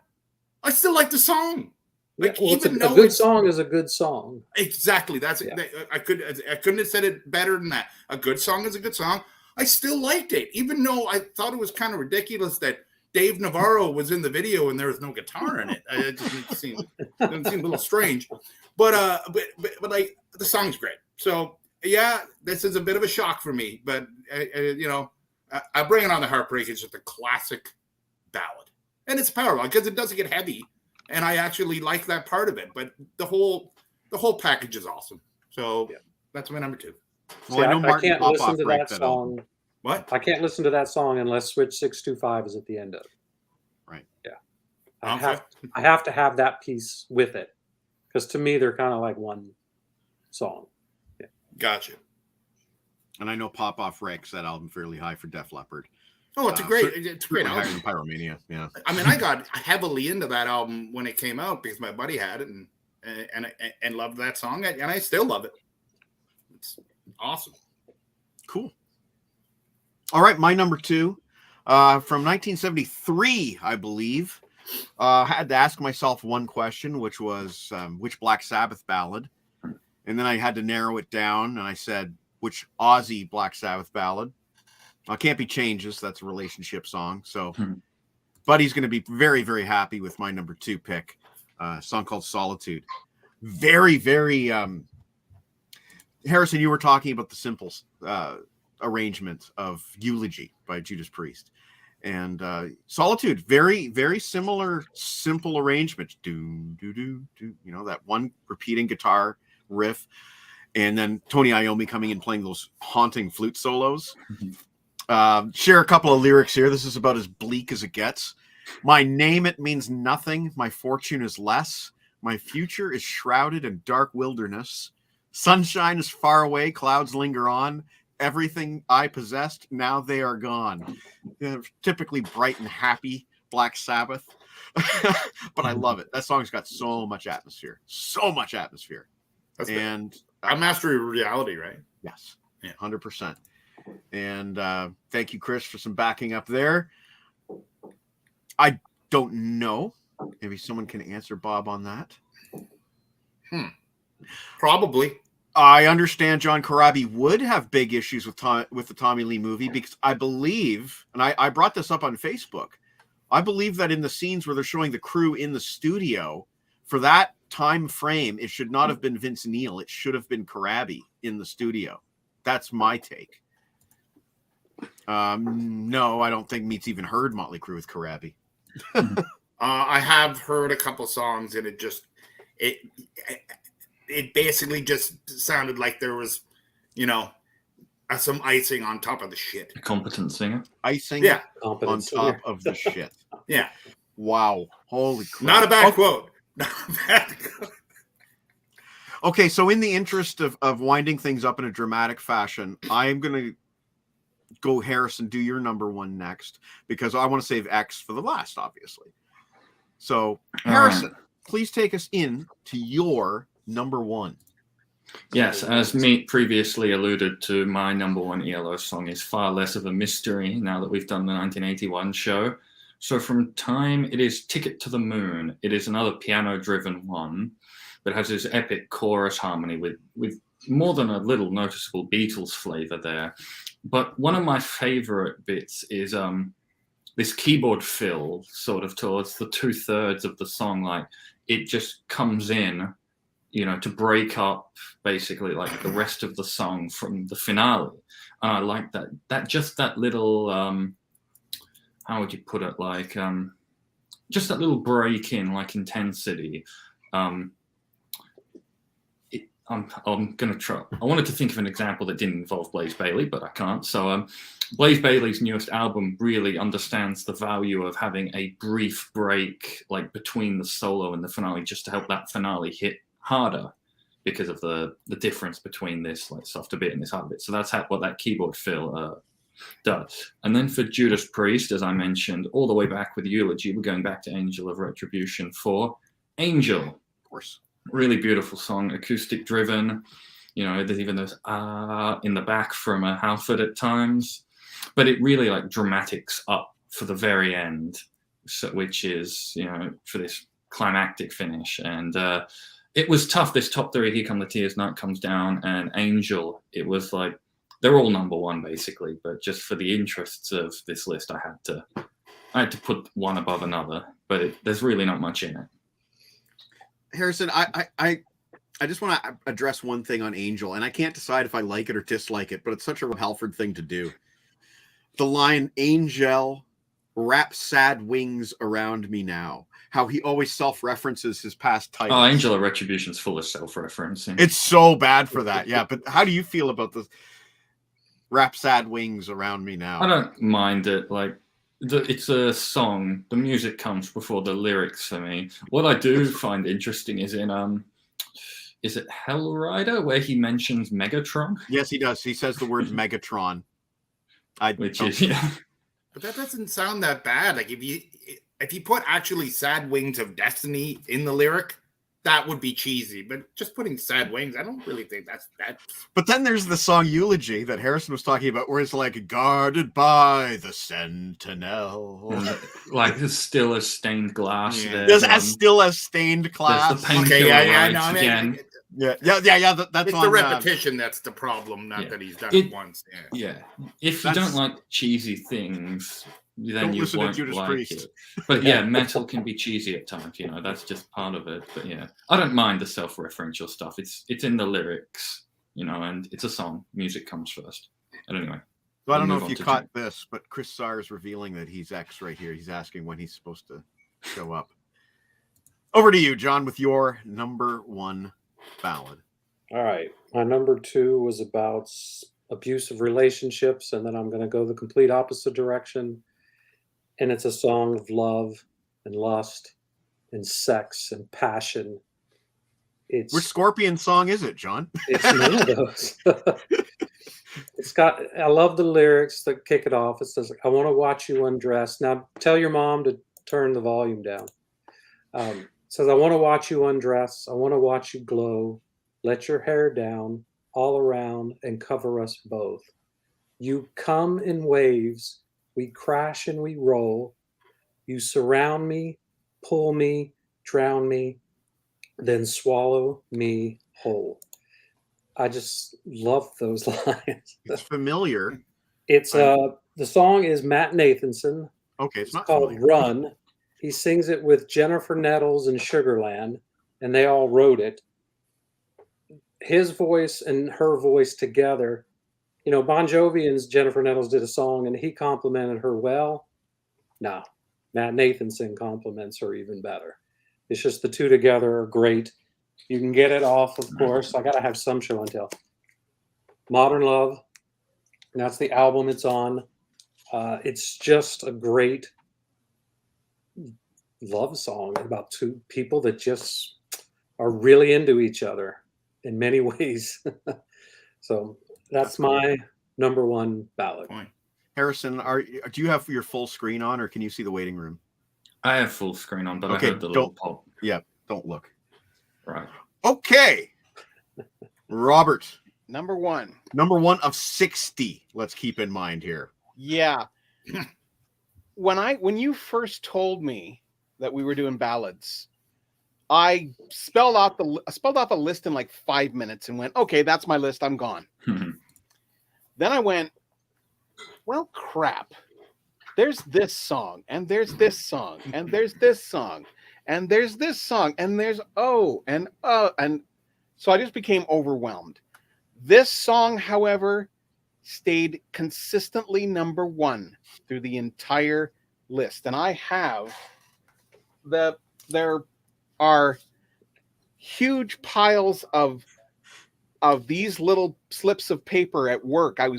Every time I would hear a song, I'd write it down and then went, I got to add that one. And crap, I got to add that one too. So, but again, like I said, going back to the whole thing, this one stayed consistently number one.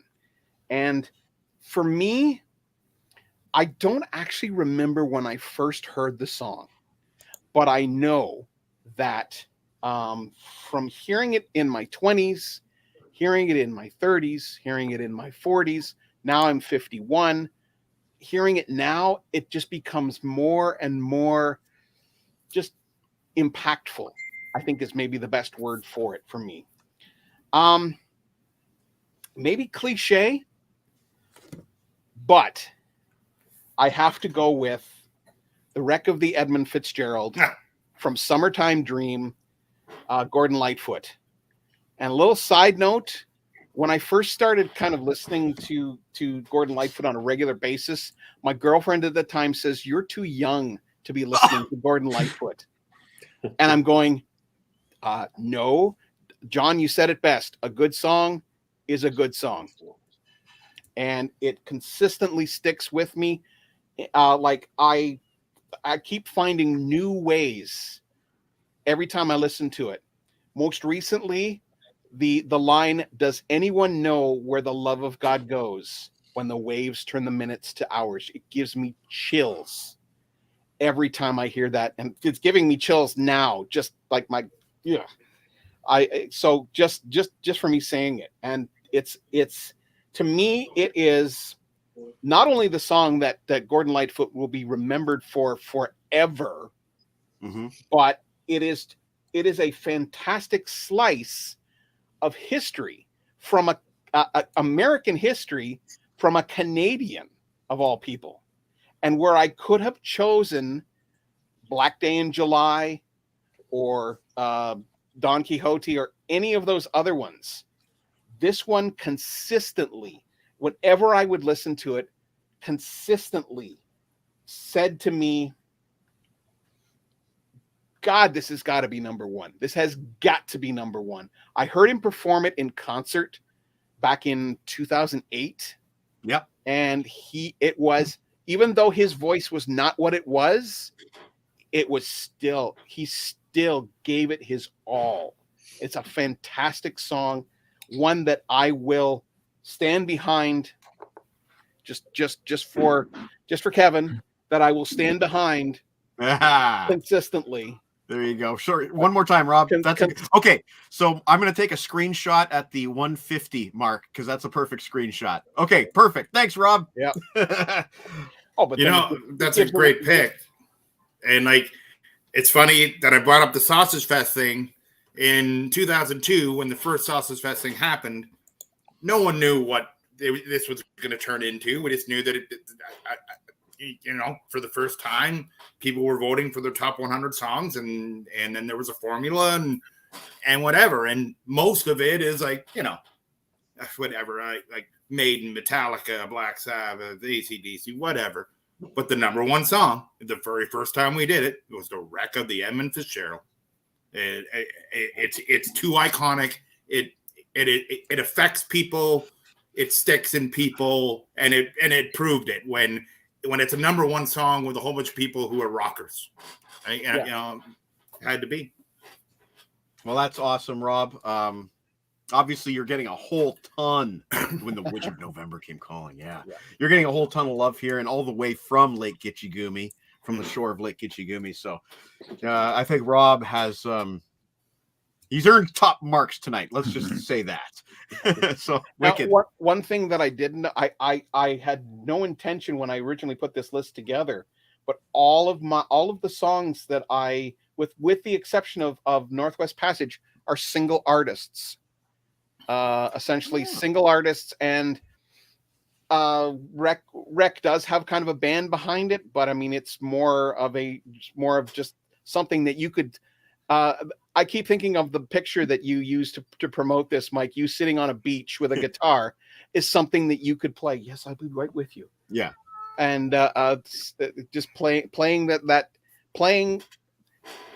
sitting around a fire, telling the story of the wreck of the Edmund Fitzgerald as if you're performing it for the very first time, or hearing it for the very first time. And it's, to me, it's as Meat said, iconic and amazing. So sorry, I didn't mean to jump back into. No, I mean this song deserves all of the attention we're giving it. So absolutely. Okay, you're right. There's so many other songs. Sundown, Canadian Railroad Trilogy. If you could read my mind, it just goes on. Yeah, it does. I mean, I could have populated my entire list with just him. Yeah. And it was one of those things where I had to kind of say, 2 is pushing it. Did you ever see the documentary that CBC did? I did not, although I heard about the Gordon Lightfoot actually out. It is amazing. Right. It's Lightfoot actually, it changes the lyrics in concert to follow the findings that they made. In fact, one of the best stories I remember reading was one of the priests from the Maritime Sailors Cathedral, which is not what it was called, but it was. He comes up to him after the show and says, "The church is not musty." And so from that time on, Lightfoot sings it in a rustic old hall. Oh. And he's changed a couple of other lyrics as well to because they actually recently found the wreck. Yes. And determined that what happened, what Lightfoot describes in the song actually didn't happen. Right. The main hatchway did not cave in. No. In fact, from what I understand, they were actually doing quite well, according to the captain, when he wired in and apparently had water coming in. No, he said we're doing fine, and then they weren't. Right. This is the line right here. That's the line that he's changed that we're talking about right there. Yeah. Awesome. All right, Meatman. Okay. Numero uno. Like I said, it was so hard to narrow, and I purposely left off several very important genres for me. I've kind of went more the LeBrain sleaze rock versions. But anyway, I wouldn't want to say this about anyway. It wasn't the first song that I thought of, but when I thought of it, I thought, holy shit, did that song ever have an impact to me? And it changed the parameters of the list. Like this I'm a number one, totally allowed me to focus on like a lot more, and I wasn't gonna be overwhelmed like Rob was, because I would have had 60, 70 and losing my mind. But I will just say, she came to me with a serpent's kiss as the eye of the sun rose on her lips. Moonlight catches silver tears like cry. So we lay in a black embrace, and the seed is sown in a holy place, and I watched and waited for the dawn. Iron Maiden, Revelations, was a revelation to me when I heard that song. That song changed my thoughts on Iron Maiden, and I was into Iron Maiden like I had a Made in Japan on vinyl before I ever heard Bruce Dickinson. So like I was into, and I remember that when I heard Number of the Beast, and still I'd say I'm kind of yeah. In comparison to other bands' albums, it's great. But in comparison to their albums, I don't find Number of the Beast that consistently enjoyable. Song-wise, I think the songs are lacking. I think the best song that they ever wrote, or at least at that point, was Revelations by a landslide. Like, just completely changed the aspect of what you're listening to. And yes, it's heavy at times and whatever, but it was the balladness and believing it. And the seamless transitions. I loved it and still love it. The song was so important to me when it came out, and it will always be one of my favorite Iron Maiden songs. Awesome. Revelations, Iron Maiden. All right. Well, my number one, we don't really need to discuss because we just finished discussing it. You're kidding me. I picked, for my number one, Gordon Lightfoot, The Wreck of the Edmund Fitzgerald. That makes sense. And it was number one. Basically, I think the first song that I picked was Dream On, and Wreck of the Edmund Fitzgerald was maybe the fourth or fifth song that I picked, and I slotted it in the number one slot immediately, and it never moved. So very similar story to what Rob said. And the only thing I'm going to add, though, is how cool is that guitar line? It's so good. Like when I first got my electric guitar, that was the first and only thing I really wanted to learn how to play. It's so good. And I'll give my mom 100% credit for my Gordon Lightfoot upbringing. Yeah. I don't know. Probably we heard it on the radio more than playing it on the record. I know my mom had the record, but I think we played it in the car, which meant it would have meant the radio. If I'm not mistaken. If my mom's still watching, she can chime in. So I do recommend for both of you, if you can find it, seek out the Rio Statics cover of The Wreck of the Edmund Fitzgerald. There's not a lot. I mean, let's put it this way: not a lot of people would have the balls to cover that song. Yeah. It makes sense that Dave Bedini would be that guy because he's a writer, he's a historian, so he can actually feel it and let you feel it. So if you get a chance, whether everybody, you know, if you're impressed by that song, I mean, it's different, but it has to be different. A Real Statics cover would be an interesting lesson for people. It's very good. Highly recommended. Rio Statics, did you say? Yeah. Yes. Okay. Okay. Are you guys ready for the final pick from X? Now, do we say who we think he is, or yeah? I'm gonna go around. We'll go Harrison, John, you, and me. Okay. Yeah, but here comes X's number one pick. All right. My number one is Estranged by Guns N' Roses, released in 1991 on the Use Your Illusion 2. The video for Estranged cost $4 million to make. Watching it will have you hating the song. That's a funny take. All right, Harrison.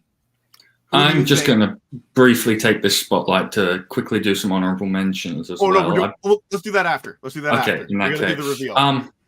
I feel that my familiarity with Holland McGroin has given me a bit of confirmation bias that has been misleading me this show.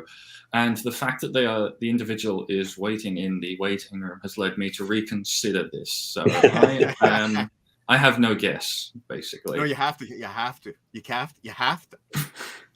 Great. Great. I'll just say Holland. Okay. Even though it's wrong.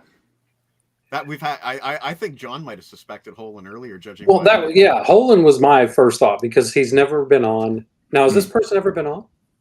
I'm not giving you any clues. Not giving you any clues. You've had five. I'm going to go someone we haven't seen in a while. I'm going to go with Deke. With Deke, okay. Yeah. Anti-unboxer, what's your guess for X's Well, identity? okay. He's never been on the show. You speak very highly of him every time you speak of him. I'm going to say Bob Shipper. He didn't say he's never been on the show. Okay. I don't think. Chris Preston. No, sorry. I'm saying Bob Shipper's never been on the show. And I have not commented one way or the other about this person having been on the show before. We've got one guess that it's Tim Derling. Speaking of whom, I'll just plug that is my guess. Tomorrow with Tim. Oh, that's your guess. Okay, yeah, so I guess. And Frank Toms is guessing that X is Dr. Dave because I'm sure Dr. Dave would pick Guns N' Roses. No way. All right, so we've had our guesses. Are you guys ready to find out Frank who just X made me is? laugh. All right, please. Here we. The LeBrain train is proud to present X.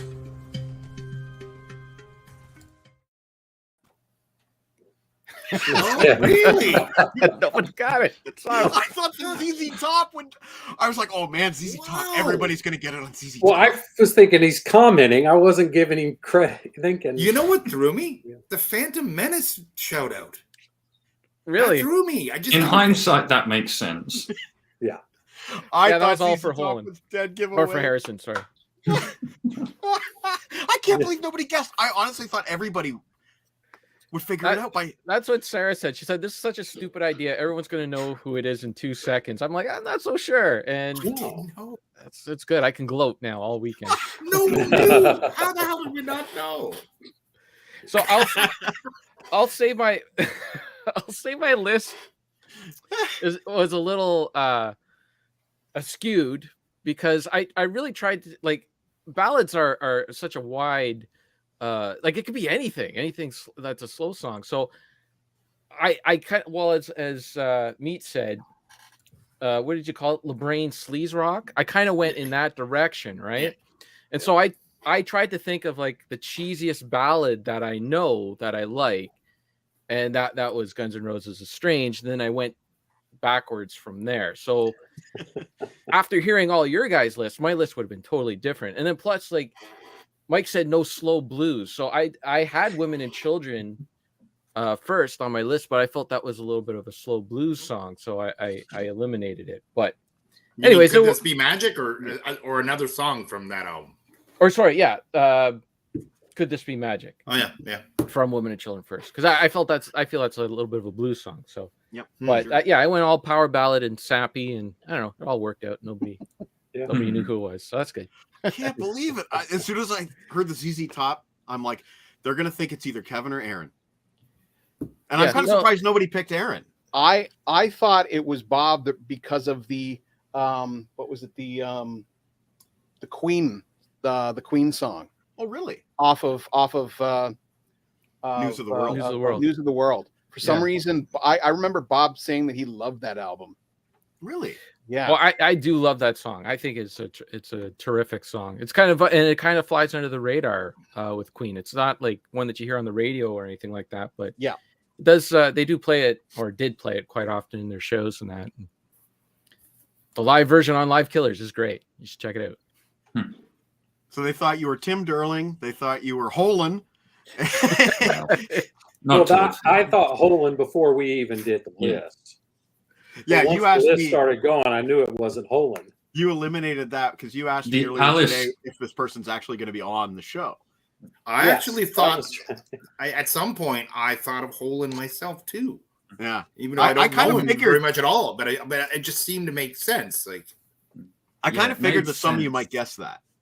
Plus the Alice early on, and the fact that you mentioned that you checked one for quality control also just made me think. And then the comments about the college, because I've talked with Holland, and he often sometimes he makes references to his college days. So I just had confirmation bias. It was hard to shake that.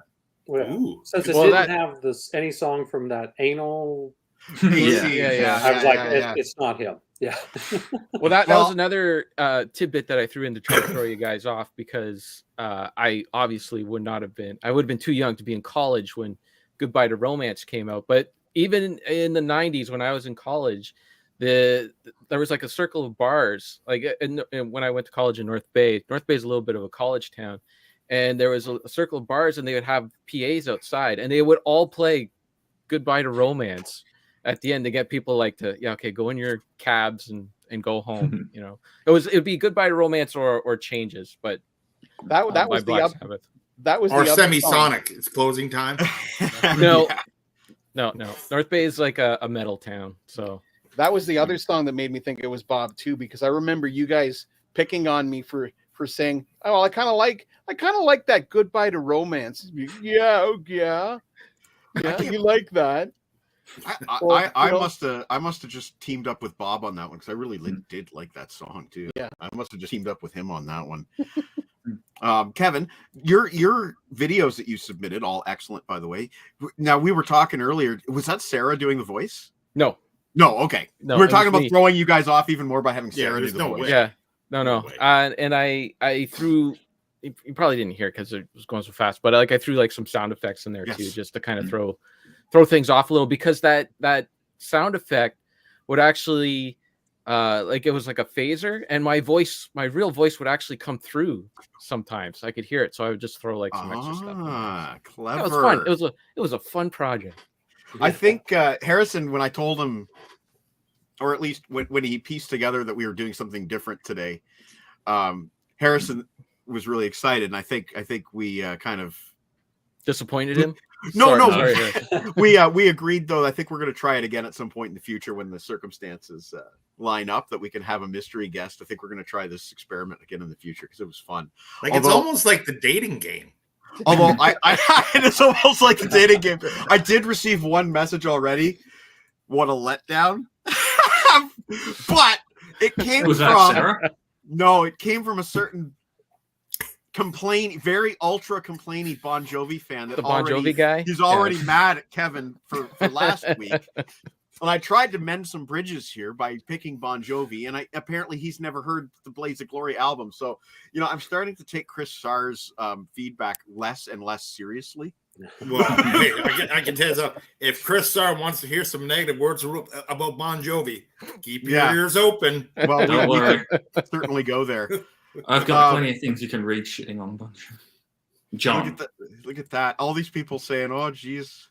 And this is what we were going for. W5. I remember W5. But we kind of we were talking. I guess we put this together, I guess, last Saturday, and good idea. It's fun. Yeah, it was fun. But anyway, let's talk about runners up. Let's go around. Harrison. Okay. Right.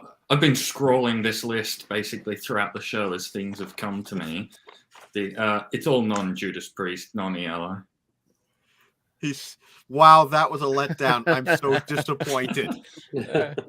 What were you shot through the heart, Chris? Oh. Sorry, go ahead. Some bad medicine he has to swallow. Yes, but non-priest, non-ELO. We've had enough of that today. It has come to exactly 11 by chance. So interesting. I'll list it off. Iron Maiden's Tears of a Clown. Al Stevens' Year of the Cat. Ooh, yes. Jimmy Barnes' Too Much Ain't Enough Love from the Freight Train Heart album that I'm told actually did something in Canada. But I think that was bopping. My Sabbath entry is I Won't Cry For You off Forbidden. I'd be remiss if I did not bring up Randy in the presence of Max alumni. No, all you did was just make Max's head bigger. Well, we're playing Randy on the outro, so yeah, we're playing it. Springsteen, The River. Iron Maiden again with Prodigal Son. Hard Luck Woman, but specifically the double platinum mix. A couple of Boingo ones, Spider and Skin, and Goodbye to Romance. Nice. And Rob, all apologies for every time I ganged up on you with Shipper. I didn't have as much self-awareness back then. Anyway, no worries, and don't sweat it, LeBrain. Thanks, man. Mike is woke now. Well, sometimes perspective changes as you get older. Yes. But anyways, over to Jon Snow for his perspective on his runners-up. One of my runners-up is a protest song by Will Hoge. It's called The Ballad of Trayvon Martin. Wow. And it's a little EP. It's his protest, modern American protest music. It's actually signed, which when I bought it, I didn't realize it. But the song is about Trayvon Martin and the gentleman that killed him. And it does not hold back on how he feels about that gentleman. I don't even want to say his name. Yeah. But it's just a very impactful. It's what a ballad really is. It's that story, and but it didn't really fit with anything else. So I was kind of like, I'll just leave it off. But it's still a great. That's a cool song. mention, John. That's cool. Does he say the name in the song? He does. Yeah. And he says the police chief's name, and he basically reams him a new hole. Yeah. It's just a great song. And then the other runner-ups were all very cheesy songs, and one of them was by Lady Antebellum called "Need You Now," and it's basically about a late night, song. 1 p.m. drunk booty call. Yeah, that's a cool it's song, great actually. Love that. My wife loves that song. Maroon 5, "Lips on You," and because it's Maroon 5, I left it off the list, but I really like "Lips on You." Kind of another sexual song. Yeah, have you noticed a theme on a couple of these? I don't know. Some of them. And then Lauren Diagle, the song "You Say." It's very inspirational, lifts you up. It's a Christian song, and her voice is just amazing. And those were the only ones that I really had as runners-up. So my list, Kudos, I kept it short and tight the whole time. Yeah. Sorry to butt in again. I did remember just one. When John said "the ballad of," I remembered the Ballad of Dwight Fry. Oh, good one. Yeah. And also a good one from Bonnie here. I remember them playing that at an assembly. No, it wasn't When the Children Cry. Sorry. It was the other one that they did, Cry for Freedom, that they played at an assembly at Grand River. But I think that was after Rob had already graduated. Anyway, Rob, don't read all 55. Okay, no. I'll read some of the highlights. Okay. The first one that was an interesting cut for me, but after hearing it, I was like, yeah, this could possibly be on the list. "Strangers in the Wind" by the Bay City Rollers. Ooh. Off I think their last album, "Strangers in the Wind," oddly enough. "Billy and Sue" by BJ Thomas. "Tweeter and the Monkey Man" by the Traveling Wilburys. "Crusader" by Chris de Burgh. "Circle of Steel" by Gordon Lightfoot. "Last Farewell" by Roger Whittaker. "Turn the Page" by Metallica. Ooh. The Thunder Rolls by Garth Brooks. Yeah, okay. New York mining disaster, or the 1941 New York mining disaster by the Bee Gees. The Downeaster Alexa by Billy Joel. One that I only recently got into, Gallows by an artist named Shelby Mary. Hazard by Richard Marx. A Son of a Preacher Man by Dusty Springfield. 39 by Queen. Yeah, that's great song. Which was a really tough cut. Yeah, it was really tough. And then one of my last two, Spanish Train by Krista Berg and Don't Pay the Ferryman by Krista Berg. You know what I love so much? You named 3 Krista Berg songs and didn't say Lady in Red. True. That's amazing. No, Lady in Red is probably his worst song. That's amazing. That's awesome. I love Don't Pay the Ferryman. That's such a great song. Lana Terame. I believe she is studying tonight. She sent me a message earlier that she couldn't make it, but she'll be catching the rerun. She'll like the Def Leppard, I'm sure. She'll like the Def Leppard. I picked Def Leppard. And she will like the reveal a lot more than Chris Sarr did. Notice he's gone now, eh? What a guy. Well, his last message was horrible show. Yeah, that's it. That's the last thing that he said. Horrible show. That actually makes me feel good. He's really pissed off about that Bon Jovi thing. He's really pissed off about it. He's taking this a little too seriously. Oh, I mean no malice. And Buddy here who picked. There we go. That was Kevin's. Actually, that was his very first pick when we started the show tonight. Yeah. Which I that was like, at first I thought that was a cheesy song. Like that's why I put that in there. That like I thought the song was about masturbation. I kind of did like a Donald Trump. You know how like he says like people are saying when he's really talking about himself. People are saying a lot of people. Right, when he's really talking about himself. Well, that's kind of me, because I thought that song was about menstruation. I'm like, that's a cheesy song. And then when I started looking at the lyrics in that, it's like, oh, no, it's actually about domestic violence. And it's actually really deep and good. But it was too late to change anything. So far deeper than Janie's Got a Gun. Yeah, for sure. Anyway, Meat Man, your runners up. Okay, now the runners up, I didn't write down a lot of them, or I would have been writing down way too many. But I do want to throw one that I just thought of throughout the show, and it's completely not in the realm of what I've picked already. I mean, I could have picked so many John Prine songs and Steve Earle songs and Johnny Cash songs and Willie Nelson and all that, and I just didn't. But there's a song, I don't know if anyone's ever heard of a guy named Jesse Winchester.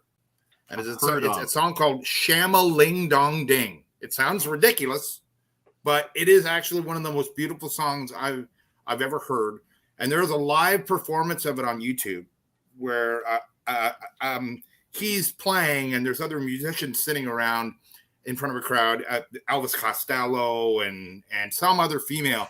And like the female is bawling because it's making her, because it's basically a song about why he loves his wife. And I know it sounds ridiculous with the name of that, but anyone that likes that kind of song, I totally recommend going to Sham-a-Ling Dong Ding by Jesse Winchester. It will break you because it's just so emotional. But anyway, I just thought of that one here. 1 second, I got to get there. It is. Here we go. A Lucky Man by Emerson, Lake and Palmer. I always loved that song. A Hard Luck Woman by Kiss was on my list. I've done that at karaoke too, and that was fun. Sail On by the Commodores was a huge one for me and Tom and the late Troy. A Gentleman's Excuse Me by Mr. Fish had to be on my list because I love the lyrics of it. That would have been on my list if it wasn't a relationship thing. Oh yeah, there you go. Yeah. Just Begin Again by Spinal Tap, which I still love. Man, I love it. I believe it was on my previous list, so I love it. That is so awesome. And hey, we're allowed to swear on this show, so Fuck Her Gently by Tenacious D. By Tenacious D is such a great song. It's just an incredibly written song, and again, Tenacious D is underrated in both their writing and their singing and playing. Amanda by Boston was a huge song for me That's a when it good came out. I remember dancing, slow dancing to it. Like, it was just a big song that would stick with people. I already mentioned "To Be With You" by Mr. Big. Great harmonies, great playing. And the only other one I had down, I thought about Max Webster so many times, whether it was going to be Lily or everything. But you know what almost made my list? Kim Mitchell, "Easy to Tame." I just love that little country ditty. It just makes me smile. It gets stuck in my head like an earworm, like Chekhov in the Wrath of Khan. The Wrath of in the Khan. Wrath of Khan 2. I just love that song. I love it. So there you go. Captain. You love the Chekhov reference too. Walter Koenig rules, baby. Made us do things. Hey, nice. But we did not. Great one. But we beat him. Yeah, but look at that! He had it right there. It's right there. That's funny as hell. Oh, brilliant, brilliant. How did that happen? Nobody picked Adam Sandler. That's a good pick. And you know what? That is a great song. I've never heard the acoustic version though. But that is a great song. And I remember getting that album, the Lee Aaron self-titled, for Christmas, probably Christmas of '87 or '88. Yeah. Anyway, Kevin, your runners up. So, yeah, again, like a lot of this was just kind of process of, well, like the first two songs I eliminated because they were comedy songs. I got Weird Al Yankovic, "The Biggest Ball of Twine in Minnesota," which is literally a ballad song. It's made up, but you know, it's a ballad. And I had Tenacious D, "Fuck Her Gently." And then I went through like for some cheese, Megadeth, Tout Le Monde. Yeah. Yeah. That is kind of cheesy. Van Halen, "Why Can't This Be Love?" The Cars, "Drive." That's another one. Phil Collins, yeah, like it was too good. So you know, like it wasn't cheesy enough. Phil Collins, "In the Air Tonight." I thought of that one too. Yeah. Dire Straits, "You're So Far Away." Ooh. Cinderella, "Don't Know What You Got." I eliminated that one because I actually can't sit through that song anymore. I just get bored. The Who, "Behind Blue Eyes." It gets heavy towards the end, so it kind of it didn't fit.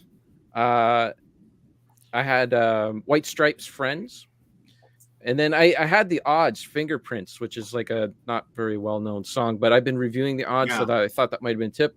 But nobody reads my blog anyway, so you know it would have been fine. And then my final song was "Nobody Does It Better," which was my wife and I's wedding song. And if you listen to that song, that is like a precursor to a power ballad. Like, I'm surprised that none of those 80s rock bands covered that song, because all you got to do is take out the string section and put in some power chords, and that is a power ballad right there. You know how we were saying earlier, John, about it's a good song is a good song. The one that you mentioned there, "So Far Away," Dire Straits, it might be the best song. Like, songwriting might be the best song that's been mentioned by anyone all night, just because of how amazing that the whole arrangement is. That song is brilliant. Yeah, I love it. Yeah, it's really good. Yeah, a couple more just came to me. I promise this is the last time, but Dire Straits reminded me of your latest Trick and Brothers in Arms, particularly the On the Night live version is really good. And Boss Skaggs, "Hard Times." Oh, Boss Skaggs is awesome. Yeah. Boss Skaggs. That's all for me, I promise. All right, well, that just leaves we literally do this, like, keep doing it for 17 hours. It's too broad. It was too broad. Like, you need to narrow it down to something like what John did, like from 2010 and up. Specific decade. That's good. Well, I stuck with my theme for my runners up of not doing love songs. And actually, I kind of, T-Bone's obviously been home sick, so I've been kind of just texting him back and forth, and he kind of gave his stamp of approval on the first two here, which are Elvis Presley, "In the Ghetto" and the Beatles' "Blackbird." He gave me the thumbs up on those two. For modern tunes, I picked, it's not a tune that I particularly listen to a lot, but there's no denying the passion that went into it, and that's "Distance" by Mammoth WVH, song that he wrote for his pop. It's, I mean, it's hard to listen to, honestly. But, sometimes that's what a ballad is, as Rob demonstrated. Yeah. The Four Horsemen, Dave Lismy was watching earlier tonight. The Four Horsemen, Song for Absent Friends, dedicated to the late Dimwit Montgomery. David Lee Roth, Damn Good, from Skyscraper, which is an album that we covered on the show with T-Bone. Mm-hmm. I already mentioned Epitaph by Judas Priest. Rewatching the previous ballad show, Uncle Meat picked Deep Purple. Sometimes I Feel Like Screaming, so I cribbed that one from his list. You know what? It was actually on my list, and I skipped it. Well, you picked it last year. It's on my list. It was right above Amanda. Oh, well, there you go. Look at that. Look at that. Playing Jingle Cats in February. It's almost as if they know. No way. They were playing it in Waterloo today. He's got to be pulling her leg. There's no way. When? No. I was there this afternoon. I got written up twice because I wouldn't stop playing it. One of Harrison's favorite stories right there. I know for a fact one of Harrison's favorite stories. If you don't know what I'm talking about, go to Record Store Tales. Top 5 discs we got in shit for playing in store. Yeah. Uncle Meat picked Jingle Cats in July. And the very last song I want to mention here is a band that's been mentioned in the runners up already. But I picked Listen to the Flower People. Oh, what about Cups and Cakes? I was thinking about Cups and Cakes, but I don't know if I really want to consider that a ballad. It's just pure joyous pop. But Listen to the Flower People is a ballad. And again, got T-Bone stamp of approval on that one. And that's it. That's all I got. Cool. Thanks for doing this, guys, and thanks for playing along, Kevin. This was so fun. Yeah, it was fun. It was. I don't care if somebody was disappointed. Nobody got it. Nope. I good. Totally did not expect that. I really did not. Especially, I guess you surprised Sarah because she said, "What'd she say? It was frickin' stupid." Yeah, she said it was stupid. I think you said frickin'. I think that's what he said. Yeah, she said it was. She doesn't really say frickin'. She might have said something else. Yeah, something like that. There might have been a hard F in there, but she said, "Yeah, it was stupid, and everybody's going to get it right away." I said, "I don't think so. I don't think people know me very well." So I kind of thought that I honestly thought somebody would guess you, but I'm really happy with the way it turned out. Yeah. Good times. Well, thanks everybody. So real quick, Kevin, you've just been doing your thing on Canadian Grooves. You just today did your ranking of all the hip albums, which I am endorsing. Go to Canadian Grooves and check out his ranking of the hip albums. I did it for John. I know he loves the hip so much, and I do. I do. So they're one of my favorites. He's going to send me his ranked list, and we'll compare. Oh, it actually looks just like that. Oh, it does? Oh, okay. Yeah, except they're all at the worst level. Oh, yeah. Terrible. Wow. Shots fired. Well, I only describe them as a poor man's REM. Yeah. Such a mistake. That's such a mistake, John. He's going to have a hard time getting across. That's not a good endorsement for me because I already don't like REM. I would say the early REM is very important, and the later REM is not important. Yeah, and I would say that it's pretty similar for Tragically Hip. Similar. The voice, similar? The voice, but I don't see it in the music. I really don't. No, I'm just saying. Like, there's no way like New Orleans is sinking. I can't see. I don't know how your rankings went, but I can't see you picking. It would be closer to first to last as chronologically than it would be the other way around. You know what you got to do, Meat? You got to go to CanadianGrooves.ca. What a great that list is, and you'll know. I endorse his list. I guarantee you, I'm going to do that. I guarantee you, I'm doing that. All right, so going counterclockwise, Meat, you've been not. I don't know what the fuck you've been doing, but I know you've got some remixes in the can. I know you got some remixes. Yeah, that's in the works. There is a song that is finished now. It is tentatively called Iron Cross. It's a great little ditty that Max did up and the whole band did. It's kind of a leftover from the Status Electric sessions. I just have to write lyrics and be ready to record that, and that's coming. Max is also, I believe you've heard 2 of the remixes. There might be a couple more remixes. I'm not sure, but he's planning on some sort of collection of stuff, and that's about it. How is the droid coming along? The droid. Wait, what song is that? Is that his song? That's his song, right? Yeah. Every time I bring this song up, the band is like, "What's this song?" Yeah, but Max knows what it is. Max knows what it is. Max talks about it. But we never really do anything about it. We just hear about Max talking about it. So I know that. I recognized what you were saying, and I'm like, wait, what is the droid? I mean, I still don't know. This is not the droid you're looking for.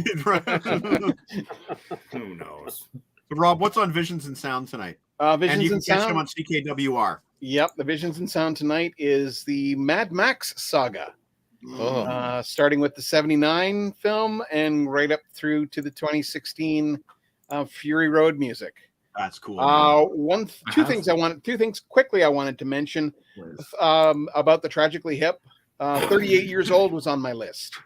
As a awesome score. Yeah. Yes. That and one other that I was lumping in with 39, and that's the Brian May version of Too Much Love Will Kill You. So good. And I prefer it to the Queen. Very much so. So. Anyway, so that's what's going on with Visions and Sound.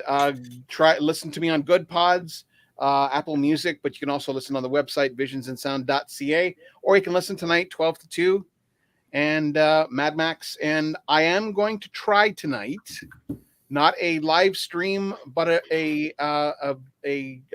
Facebook room, so that you can join me in the room, and there's a bit more interaction between me and the people. So if you want to join, that's fine.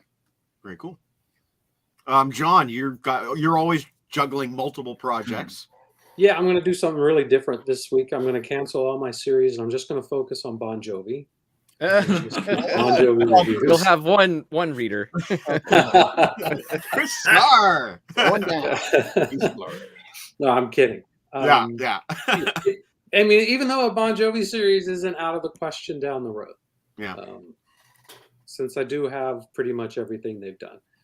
I don't listen to it all. It's just once you start collecting, you just pick them up. I have that one. I just got that on vinyl. Oh, nice. Yeah. But no, this week, just Aerosmith post, another Soto post. I've got a Rat single we're going to show. And then, of course, Monday is the last day of February. So we have our purchases post coming. The roundup. The roundup for that. And I'm looking all the crop. Yeah, there's a lot again. So never a short supply of stuff to put on that one. Yeah, indeed. I just received some mail this week. I received this baby, the Blacklist. And there's some interesting versions of Metallica songs on there. Yeah, it didn't help that Frontier Records had a $5 CD sale. Yeah, I saw that. So I picked up a few. Nice. So, yeah. Harrison, before I ask you about your upcoming projects, I have an upcoming project and I have a photo that I've been. Should I reveal the photo as a tease to what I'm doing this week? Do you think, or do you think I can save it? Well, the choice is yours. I'm just bouncing. What do you think? I have something special coming on Tuesday. Yeah, because Monday still better be Def Leppard, right? Monday's going to be my Def Leppard. I'm just kind of wondering if you think I should reveal this photo. I mean, let's do it. There are individuals beyond us who have a clue about what's going on. Yeah. So I have a project. I just got to find the photo now. If I can't find it, then I'm not going to show it. Where is it? Go to our message history. It'll be you know what? I can't. Oh, yeah, that's right. Along with so Harrison, what do you got going on? Appreciation. What do you got going on while I look for this picture? I'll have mixed CD monthly out by the end of the month, otherwise that would defeat the point. I haven't been able to get to the computer with Photoshop, so once again, the cover won't be adorned with the usual embellishments, but I'll get back and do that when I have these production issues sorted. The writing will be there. The writing's while you read it, so that's all that matters. I'm working on some more zero-word stuff, but you won't get to see that for a while.